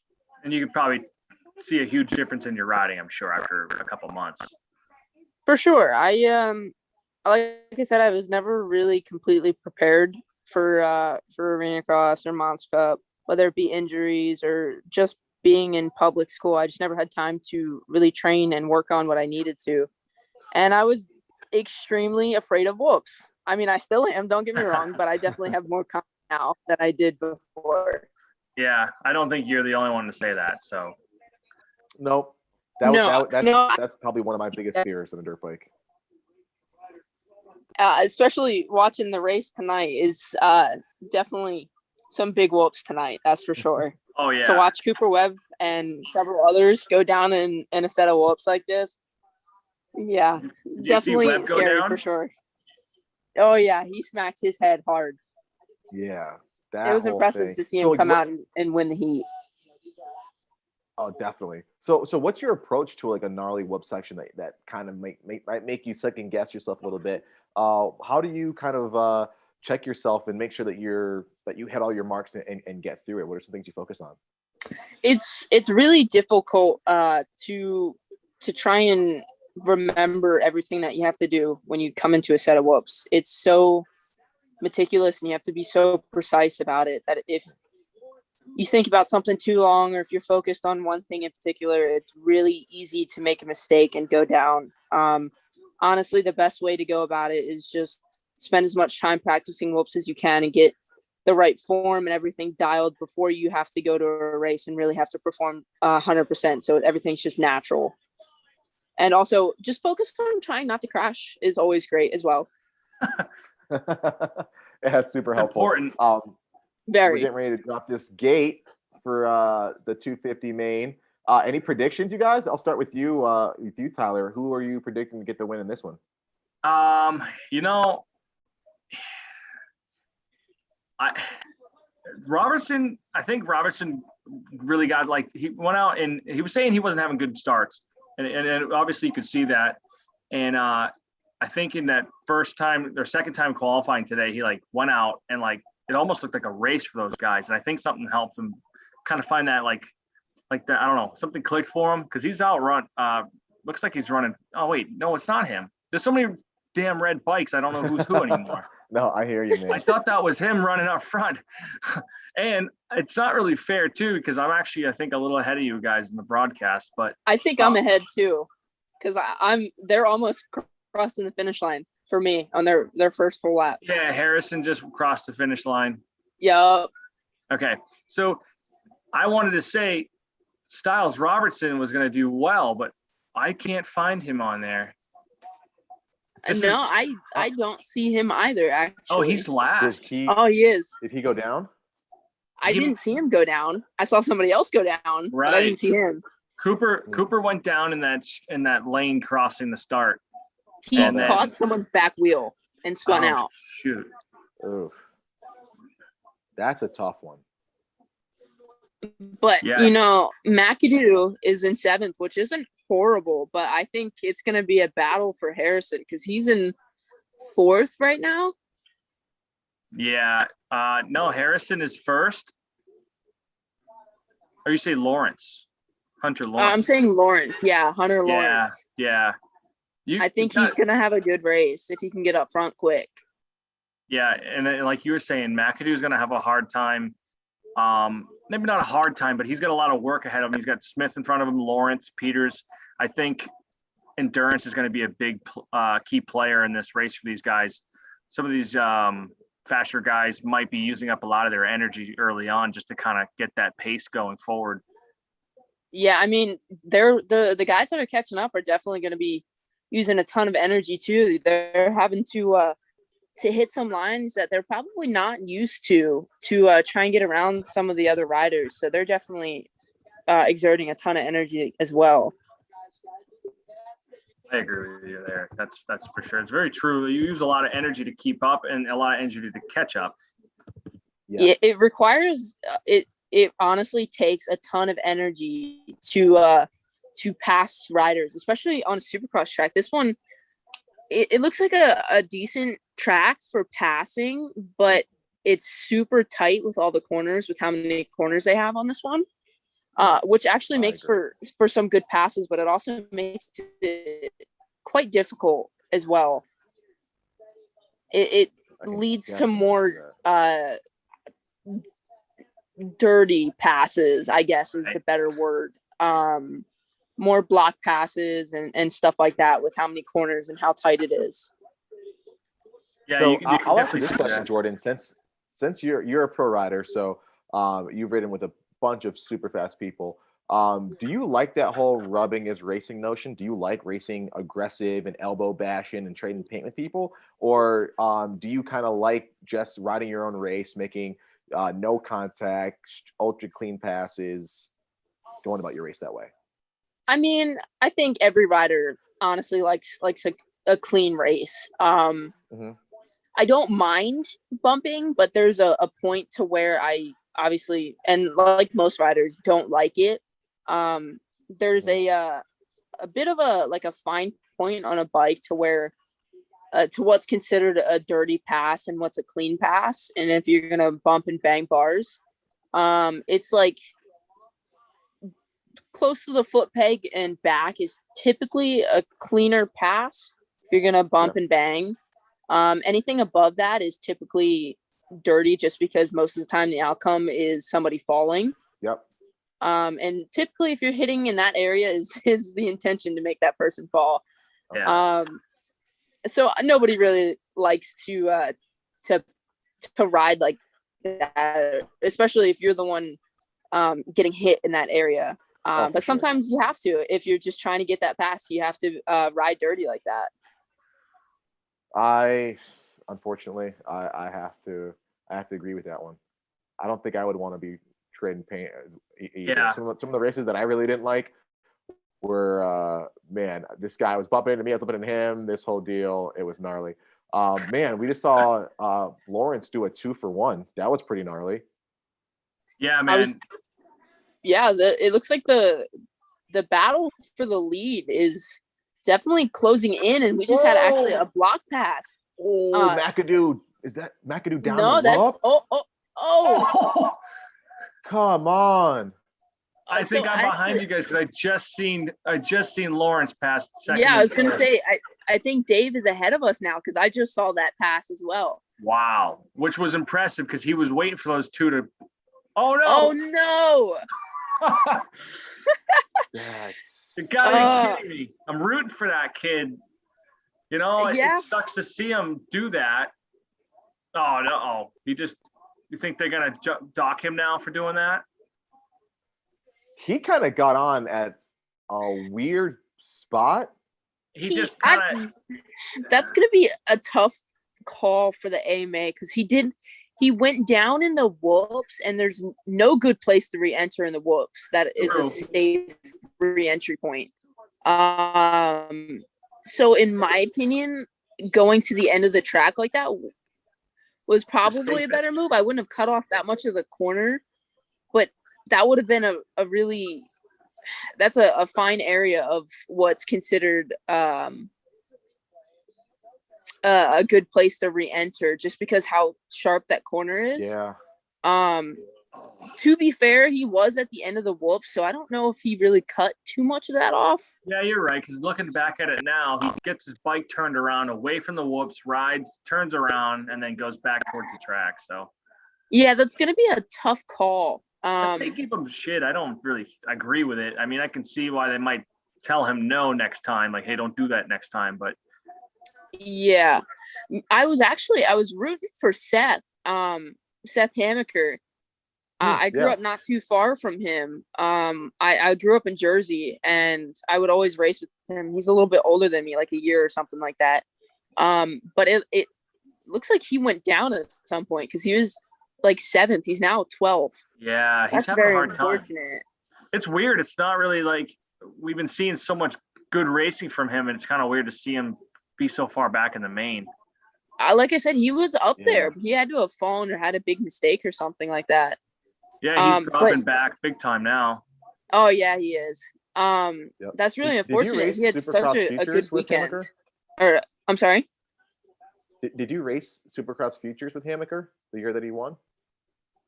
The Monster Cup, you mean? So yeah, sorry, oopsie. Yeah, Monster Cup. See, to me, they're like one and the same. I might have. I raced the Super Mini class in 2016 and 17, and I was the first girl to race the All-Star class actually in 2018. So I do believe I raced against him, I think. Nice. By the way, your Super Mini was so sick. I don't think there's anything better than an Ultra Trick RM or an Ultra Trick YZ. And your my Yamaha was so super nice. fast. The loudest Super Mini. The loudest Super Mini of all time, but definitely probably one of the sweetest. We had some help with that. Hannah Hodges, her bike was always really loud, and we were good friends with her mechanic when I was growing up, and he actually gave us some tips on how they did that, and we just made ours louder than hers. So it was definitely the loudest, and it worked fantastic for when I needed to pass someone and I would rev my bike up. It would always scare the person, so they would move out of the way completely. So it worked fantastic. But yeah, my Super Mini was tricked out. It was such a fast bike too. I was always really tall on a Super Mini. I was actually this height and about this weight. So I was a little overweight and a little too tall in a Super Mini. So we had to have a fast bike to make it competitive. Yeah. I was definitely one of those kids locally that had bet on a Super Mini way too long. Like, and I didn't even have like a tricked out 85. My dad just had me on an 85 and I was like 14. And I was like way too big for it. Hey, you can't be any worse than AJ was. I literally saw the kid pick up his bike in the rut and move the bike over a little bit. And I was like, dude. I did that. Oh my God. You too, Jordan? Come on. What do you want? I was 5'7" on Super Mini. Oh gosh! And it wasn't even Get off the Super Minis, guys. I was only 16. Oh man! But that's the thing. That's the thing that a lot of people don't realize is girls grow quicker than the guys do. Yeah. So I've been the same height since I was like 14. Oh jeez. So I was, like I said, I've always been bigger on a Super Mini. And I mean, I got off early considering most people wait. Like I had just turned 16 when I got off. Okay. But going back to what he said, I don't think Styles started. No, it's DNS. DNS did not start. Wow. I wonder what happened. If that was because I didn't really notice him in the heat races either. Wonder if he had like a really gnarly crash or something, or aggravated an injury and had something flare up maybe. That's so weird because he was fine before everything. Yeah, I wonder what happened. But man, Hunter Lawrence was just out there just cruising. I know. John in the comments had mentioned like, where did that come from? And the last couple of races, he hasn't really looked like this. He would kind of come up through the last part of the race and catch a couple guys, but this is different. I don't know. I haven't seen him ride like that. He's got that confidence. He's out front and he's just kind of cruising and he's gapping everybody because his competitors, I'm sure his mechanic has probably told him that he's got some room to not really do anything stupid and throw the race away. I'm sure his mechanic is probably telling him just ride his race and just be smart about it. His gap is growing. His competitor, his probably next competitor that he's used to battling with is like, I don't know, like 11, 12 seconds behind him. Yeah, they're saying that Swole is about 5.5 seconds behind him. He definitely just found like a flow state and he's just flowing. He's not thinking about anything. He's just riding. Just riding that bike. That's so freaking cool, man. I wonder what's in the water in Australia, dude. Like Jet and Hunter are just leagues ahead, man. Like Jordan, you and I got a chance to hang out with Jet and his dad. Was it last or 2 weeks ago? Yeah. And we got the chance to watch that guy ride. Like, what makes him tick and go so much faster than everyone else? Like, could you pinpoint it as somebody who races at that level? Like, how is he able to do that stuff? He's just got such a good basic riding style to him. In my opinion, a lot of the faster riders typically didn't really focus on trying to go fast when they first started out. Just kind of worked on the basics to get them down first. And once you get that down, speed typically follows. But it just seems like Jet has that basic riding style down really good.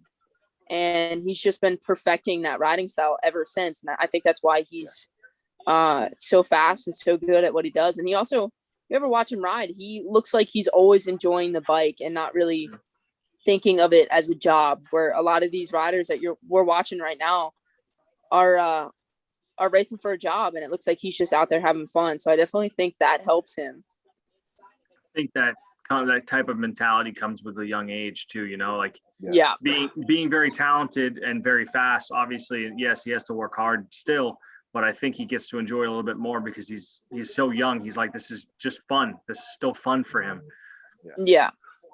He's been very fortunate to have a ton of support from the very beginning, and a lot of these riders have. A lot of these riders that are racing right now, for the most part, have had some type of factory background to them. But I think Jet just had that backing, like the actual factory, like pros backing pretty early. The first time I met Jet and talked to him was Minios 2 years ago, I think. We were on the line for one of the A-Motos, and I was talking to him and his mechanic. Me and my dad were, because he was right next to me. And that was when he first came to the States, and he already had a good team behind him. And I think that's part of the reason why he's doing so well. It definitely helps big time. And like you said, as these kids come up at a young age, they have a lot of people looking out for them already. Even like the Elite Dunlop team and all that stuff. You get like support, tires. You get all these like bigger companies looking at you already. And if you become a promising rider as you get older, it kind of helps you ease that, ease the pain of, I guess, trying to do it on your own big time. Yeah, and I don't know what it is, but these the brother riders, like the Martin brothers, it just seems to be a thing. Like I don't know what it is. Right. You got a good point there. I don't know what that would be either, but you're right. I mean, the Martin brothers, the Lawrence brothers, even the Entiknaps, Yeah.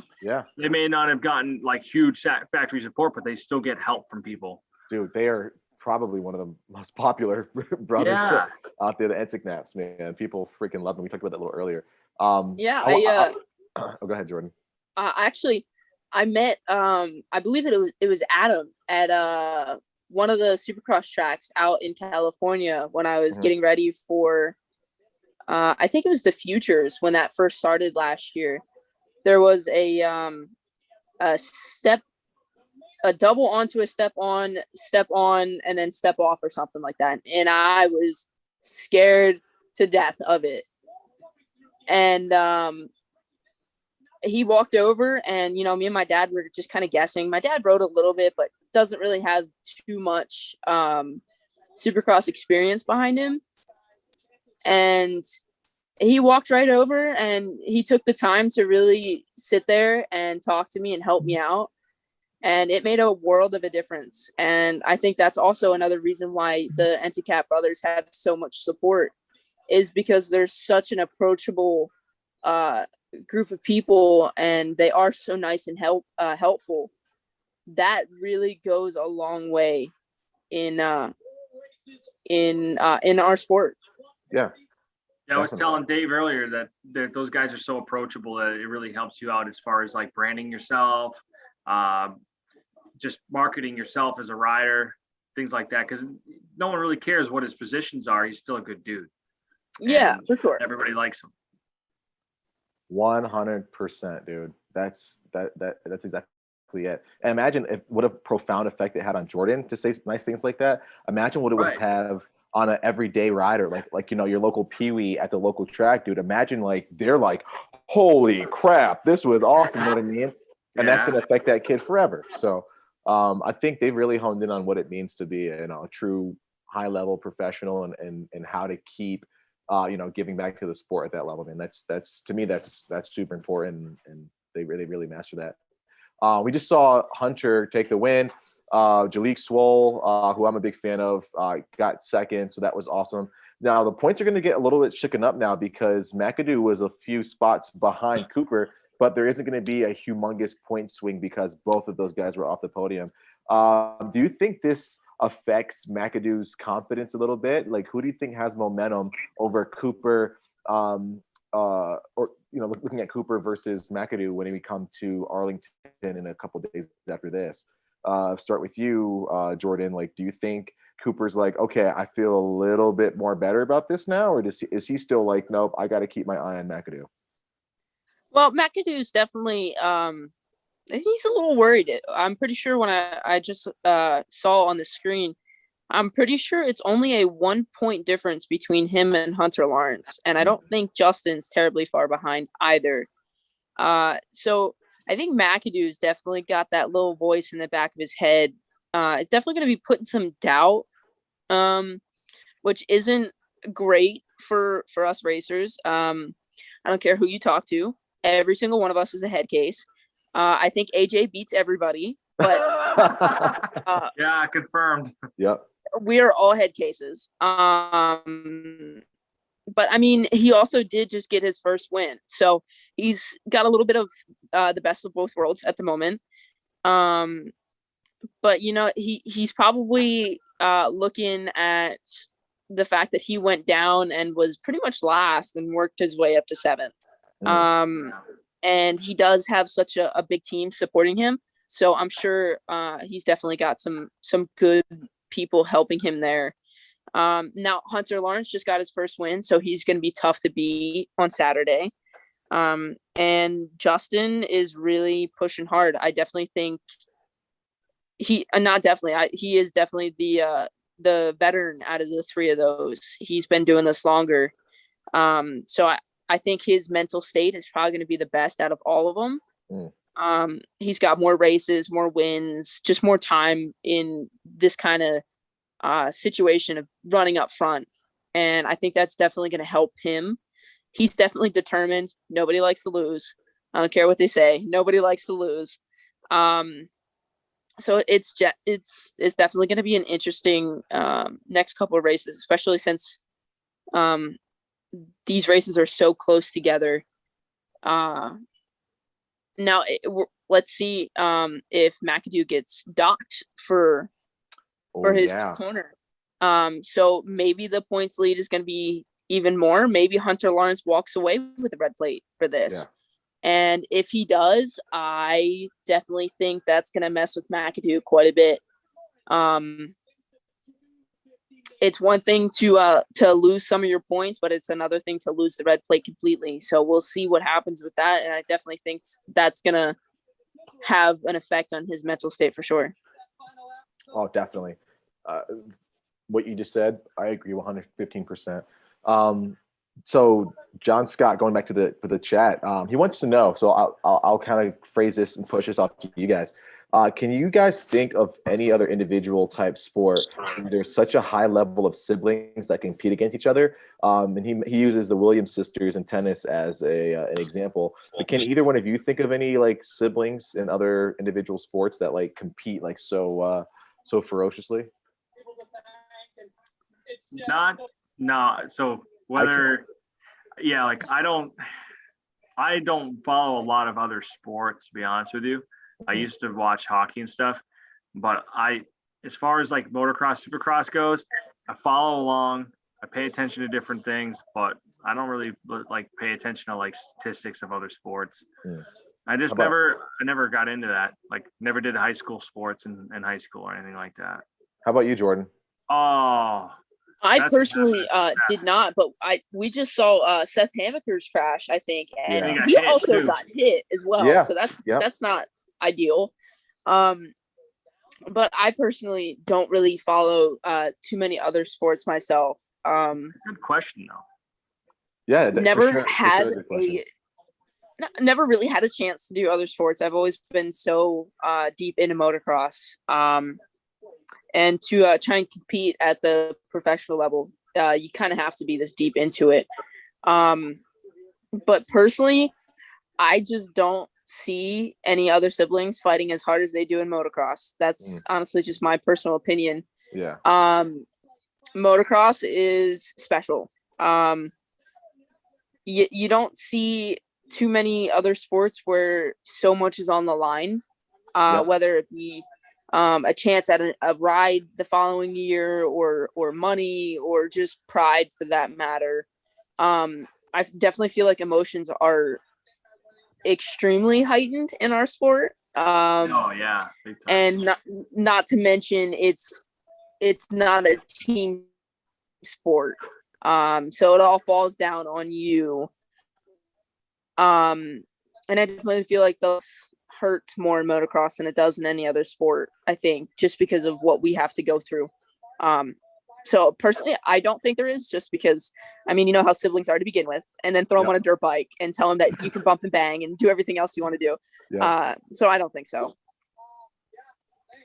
If I had to think of one, now they're all a little bit different and like their ages gap, but I would say looking at basketball, the Ball brothers, the names are crazy, like LaMelo, Lorenzo, and I can't remember the other one, but they compete against each other. I know, like practice wise, but I don't think they play against each other so ferociously in the league. Like, and especially it's not every single weekend like it is for these guys. So that's pretty insane.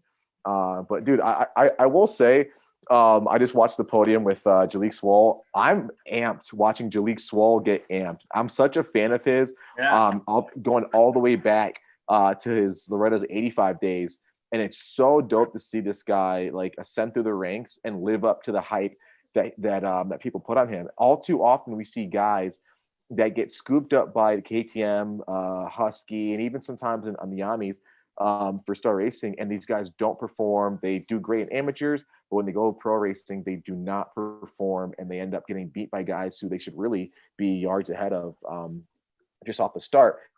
So that's really cool to see. Jordan, from a pro's perspective, what makes the difference between the guys that come out of amateurs and do well and the guys that come out of amateurs and really underperform and are a little bit lackluster? I think there's a lot that goes into it. But I think to me, it really falls down to how they handle what they have. And what I mean by that is you see some people, they've had factory rides since they were on 65s and just had support the whole time. And then they get to the pro ranks and they I don't want to say they haven't worked for what they have, but they haven't worked as hard as for example, let's say Seth Hamaker. His butt patch on his gear for the longest time was Seth Who, because he really wasn't a big name until he won Monster Cup on a Super Mini. And then all of a sudden, boom, everybody knew who he was, started paying attention to his results and stuff like that. I just feel like people that, not necessarily, it's not every factory rider, but some factory riders do not really slack off, but just don't work as hard as they should. And then once they get to pro ranks, I feel like everybody else that has worked a little bit harder just tends to just, kind of just outreach them a little bit. And then they see that everyone else is, a little bit faster than they were, maybe a little bit faster than they are now. And it starts to get in their head, and it makes it really difficult to change that mentality once it gets in your head. Doubt is definitely one of the worst things for a motocross rider to have. It takes a toll for sure. Just a little bit of doubt, whether you're coming into a corner before a big jump or something that you're not really comfortable on, and you doubt yourself a little bit, you can come up short. You can, come off the face a little bit sideways just because you weren't sure about it. And it can end in very badly. So doubt, I definitely think, is one of the worst things a motocross rider can have. A lot of these riders 100%. Coming up, a lot of these riders that put all the hard work in, I think what happens is they go, okay, well, I'm here, I'm in a factory ride, or I got support, and they're like, okay, and then they kind of just mellow out and flatline. And I think they were talking about that last week. I was listening, it actually might have been Dave and Brad, but it's dangerous. You get complacent. You work hard. Hey, I made it to where my goal was, and I'm just gonna chill. I'm just gonna go race, and everything will fall into place. And it's like the work just started. I mean, I'm not a professional by any means, but I know that if you're gonna work hard for something, and you work hard for 5 years, and you finally get there, the work doesn't stop because you're there. I mean, that's just one piece of the bigger goal. And I think, not a lot, but sometimes you see that happen with guys, and they get complacent and they flatline, and everyone's like, well, what happened? I thought he was, an up and coming guy. And it's like, well, sometimes maybe they don't have it, but sometimes I think guys get a little lazy. Yeah, definitely. Another good example of a rider that I think has worked really hard and is continuing to work hard is McAdoo. Yeah. He was on Tony Alessi's Smart Top team a couple years ago because that was the best deal he had at the moment. And now look at him. He's winning Supercrosses. He has the red plate, and he's on one of the best teams you can get on as a 250 rider. Yeah. And he's worked hard the whole time. He's always been a super nice guy. He was actually one of the people that got me to hit a really big Supercross triple on a Super Mini at the Moto Fest in Georgia, when the Arena Cross got to ride on part of the Supercross track, and there was a big finish line triple, and I was the first Super Mini to hit it. And he's like, oh yeah, I think you can hit it on a Super Mini. At the time, I was like, no way, absolutely not. Came around for the second or third lap of practice, and I just busted it out. I walked over to him and I was like, thanks. And he was always a really super cool guy, and he's always worked really hard, and it's paying off right now for sure. I definitely see him continuing to work hard, and I just hope his results continue to show. That's freaking awesome. I love that story. Guys, we got to say goodnight to Mr. McAdams. He's got to do some stuff and get to bed. He's got to get to bed. Well, I'm sure you got to put things away, and you got your nightly routine. Put on the robe and the sleeping cap, and light the candle. You got to lotion up. So yeah, thank you so much, Tyler. I appreciate you coming on with us, guys. Please check out New England Writers Corner. Tyler's got so many cool things going on, and I'm sure we're gonna have him back for one of these. Tyler, thanks for the time, man. Say hello to the girlfriend for me, and let's talk soon. Yeah, I really appreciate you having me on, dude. Great to talk to you, Jordan. And it was fun. It was a lot of fun, and I would stay longer, but I got to wake up at 3:50 a.m. every day. It's a grind. I don't know how you do that. So Jordan, keep riding those dirt bikes, keep putting that work in, and enjoy it, because I have to get up at 3. I wish I could do what you're doing. I know perspective is everything. I sit there and go, man, it'd be pretty cool to just like wake up and train and do dirt bike stuff every day. But then I'm sure there's days where you're like, man, this kind of sucks.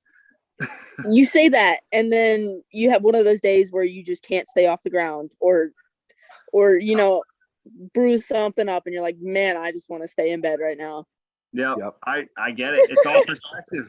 But I appreciate your time, Dave. I had a lot of fun. I hope people enjoyed it. And definitely, if you got another, like an open spot or something, you need somebody to talk, I'm going to do it. And I plan on doing something similar to this for my own podcast, just not a live stream. A live stream is not a bad idea. If I could find a way to record it and live stream, then. Well, we'll chat about it. All right, dude. Hey, great seeing you guys. Take it easy. All right. Have a great night, Tyler. We'll talk to you soon, man. Yep. Okay, and then there were two. So we're almost we're a few minutes away from dropping the gate on this 450 main. I don't think any of your SGB racing teammates are in this one, Jordan. I don't know. But yeah, let's talk about that. What's it been like racing for the SGB racing team, and what's it like having some of the most famous privateers or famous pro riders, and for that matter, on your team as like people you can like rub elbows with?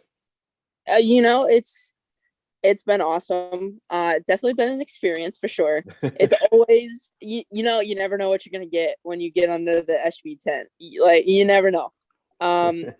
But it's always awesome. It's always a great atmosphere. I never really felt pressured to perform to a certain like position or anything like that. Just I've always been asked to ride my best, but never specifically, Jordan, you have to get 10th place or something like that. Yeah. So that's fantastic. That really helps as a rider. To not have that weight on your shoulders. Yeah. So that's always been great. The whole SGB team, Jason, the goofball, the riders, all of them, they're all goofballs. Don't let them fool you. It's great. Some of them, I think Justin Rodbell is probably kind of a newer rider like me to at least the pro scene. He's been around it a little bit longer than I have. But me and him are definitely the new kids on the block on the team. Alex and Jeremy, I think, have been around for a bit. So it's awesome to kind of get to talk to Alex. He's been racing Supercross for quite a while. So it's awesome to kind of get both ends of the spectrum with Alex and Jeremy, and then to get to talk to Justin. He's kind of newer like me, like I said. So it's always good to have two different opinions. Just in general, it's been fantastic. It's been a good first couple of years in the pro scene. Oh, definitely. And honestly, I don't think a lot of people really knew just how talented you were when you like came onto the pro scene. And I think you turned a lot of freaking heads. I was always an amateur, like super nerd. So I followed all the fast amateurs, and I knew you were going to be a potent threat when you came into the pro ranks. So I'm 100% sure that you turned so many heads, and people are like, dude, I don't know who she is, but this Jordan Jarvis chick is freaking fast. So we've had over the years, we've had our influential women in moto. We've had our Jessica Pattersons. We had Mariana Balby. We've had Ashley Felix. All of these super fast Tara Geiger.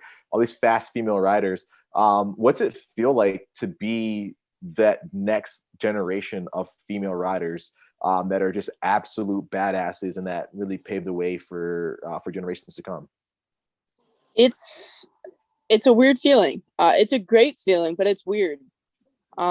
I know how I looked up to Ashley Folick and Jessica Patterson and all of them. And luckily I was fortunate enough to meet Jessica, and I actually raced against her a couple times. I got to meet Ashley. I've stayed close friends with her for years now. Yeah. And I really think that's definitely helped me growing up as well. But it's weird. To know that there's girls out there that are looking up to me the way I looked up to them.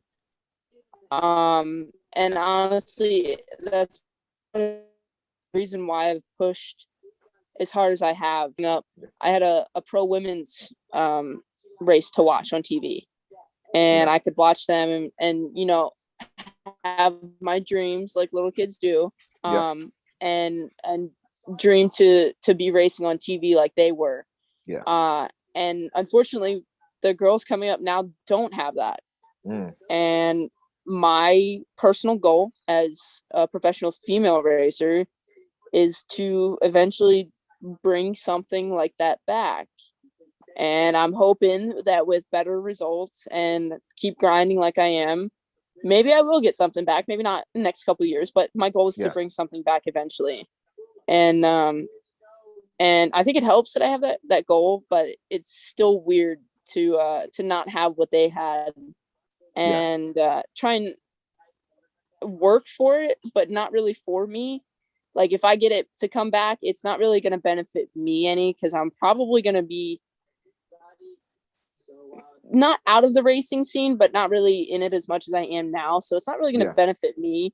It's an odd feeling to push for something that's going to help for future generations. Yeah, no, I agree with you. That's where I got my start, actually, was wrenching for a pro WMX team.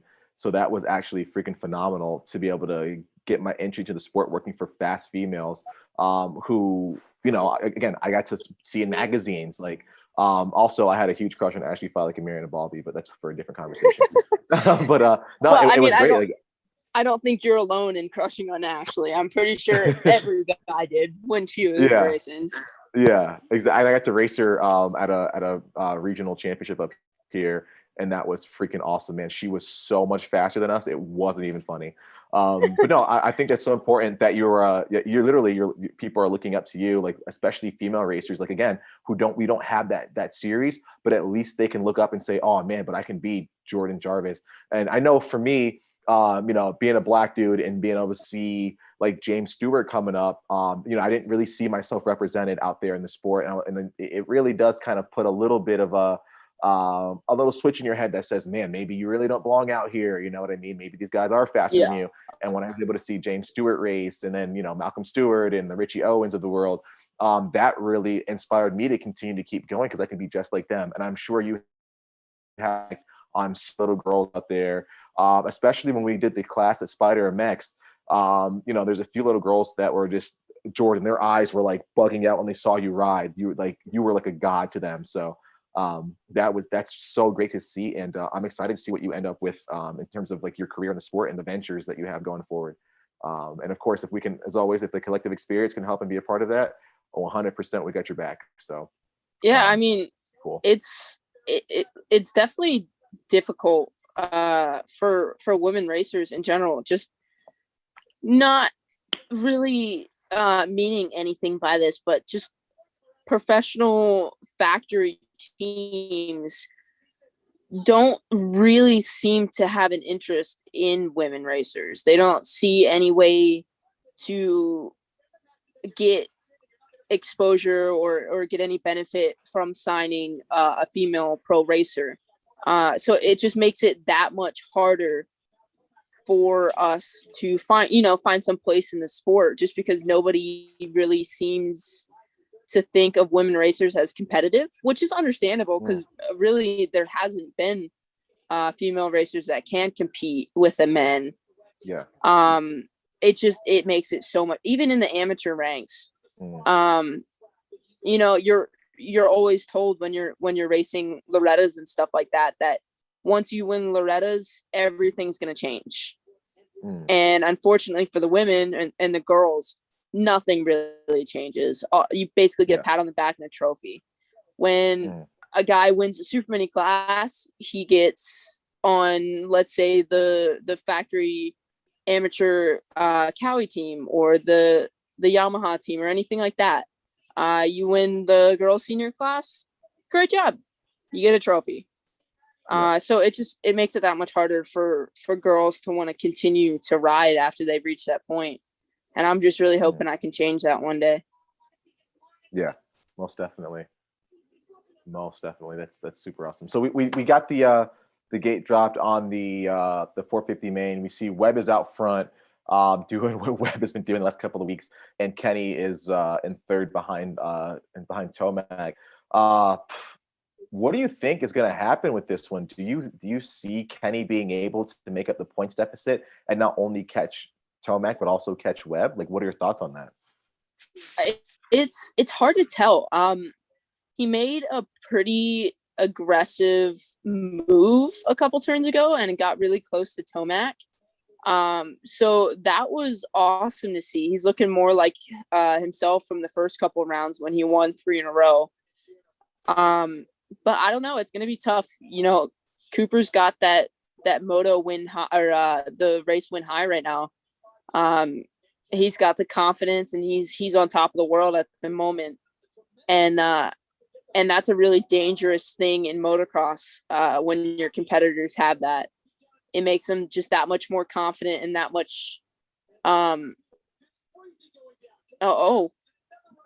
Anderson just cut the entire whoop section. Yep. Saw that. It makes it that much harder to beat your competitors when they have that mindset and that confidence. So we're gonna have to see. I mean, Tomac's on a mission, and if I'm being honest, this looks like more of the typical Supercross that we're used to. Having your fastest 3 competitors up front. I think it's been a bit of an odd year. It seems like each Supercross race, it's only been 1 or 2 that are up front, and then you got 2 or 3 in the backpack catching up. Exactly. It's just been, honestly, it's been a really odd year to see this many of the championship runners not getting the starts that they normally get. It's definitely made the racing better for sure, but it's definitely weird this year. I don't know what it is. I 100% agree with you. But we're still treated to some good stuff. You know, it kind of is turning into a 2-rider battle for this championship. I'm super excited. Jordan, we can't go too long on this thing. We're starting to get a little bit later on in the night, and I don't want to keep you too long. So I want to say thank you 150% for joining me on this. As always, you know, you're near and dear to my heart, and I love talking to you and just picking your brain and getting your 2 cents and on a bunch of stuff. Hopefully we get a chance to hang out at a race soon. Everyone else in the chat, thank you so much for watching with us. We're going to let you guys enjoy the rest of the race without my annoying voice bugging you in the background.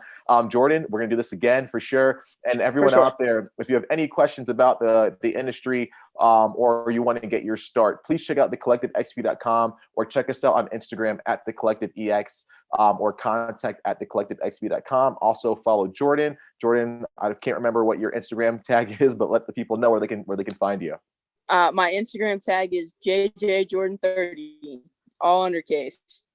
You can find me on Instagram or Facebook. Just type in Jordan Jarvis. Check her out. Guys, be sure to check all of our past live watch parties out, as well as our vlog series that we have open and out on YouTube. And hit that subscribe button for us. And as always, continue to keep supporting us. We really appreciate it. Jordan, you have yourself a great night, and we're going to talk to you soon.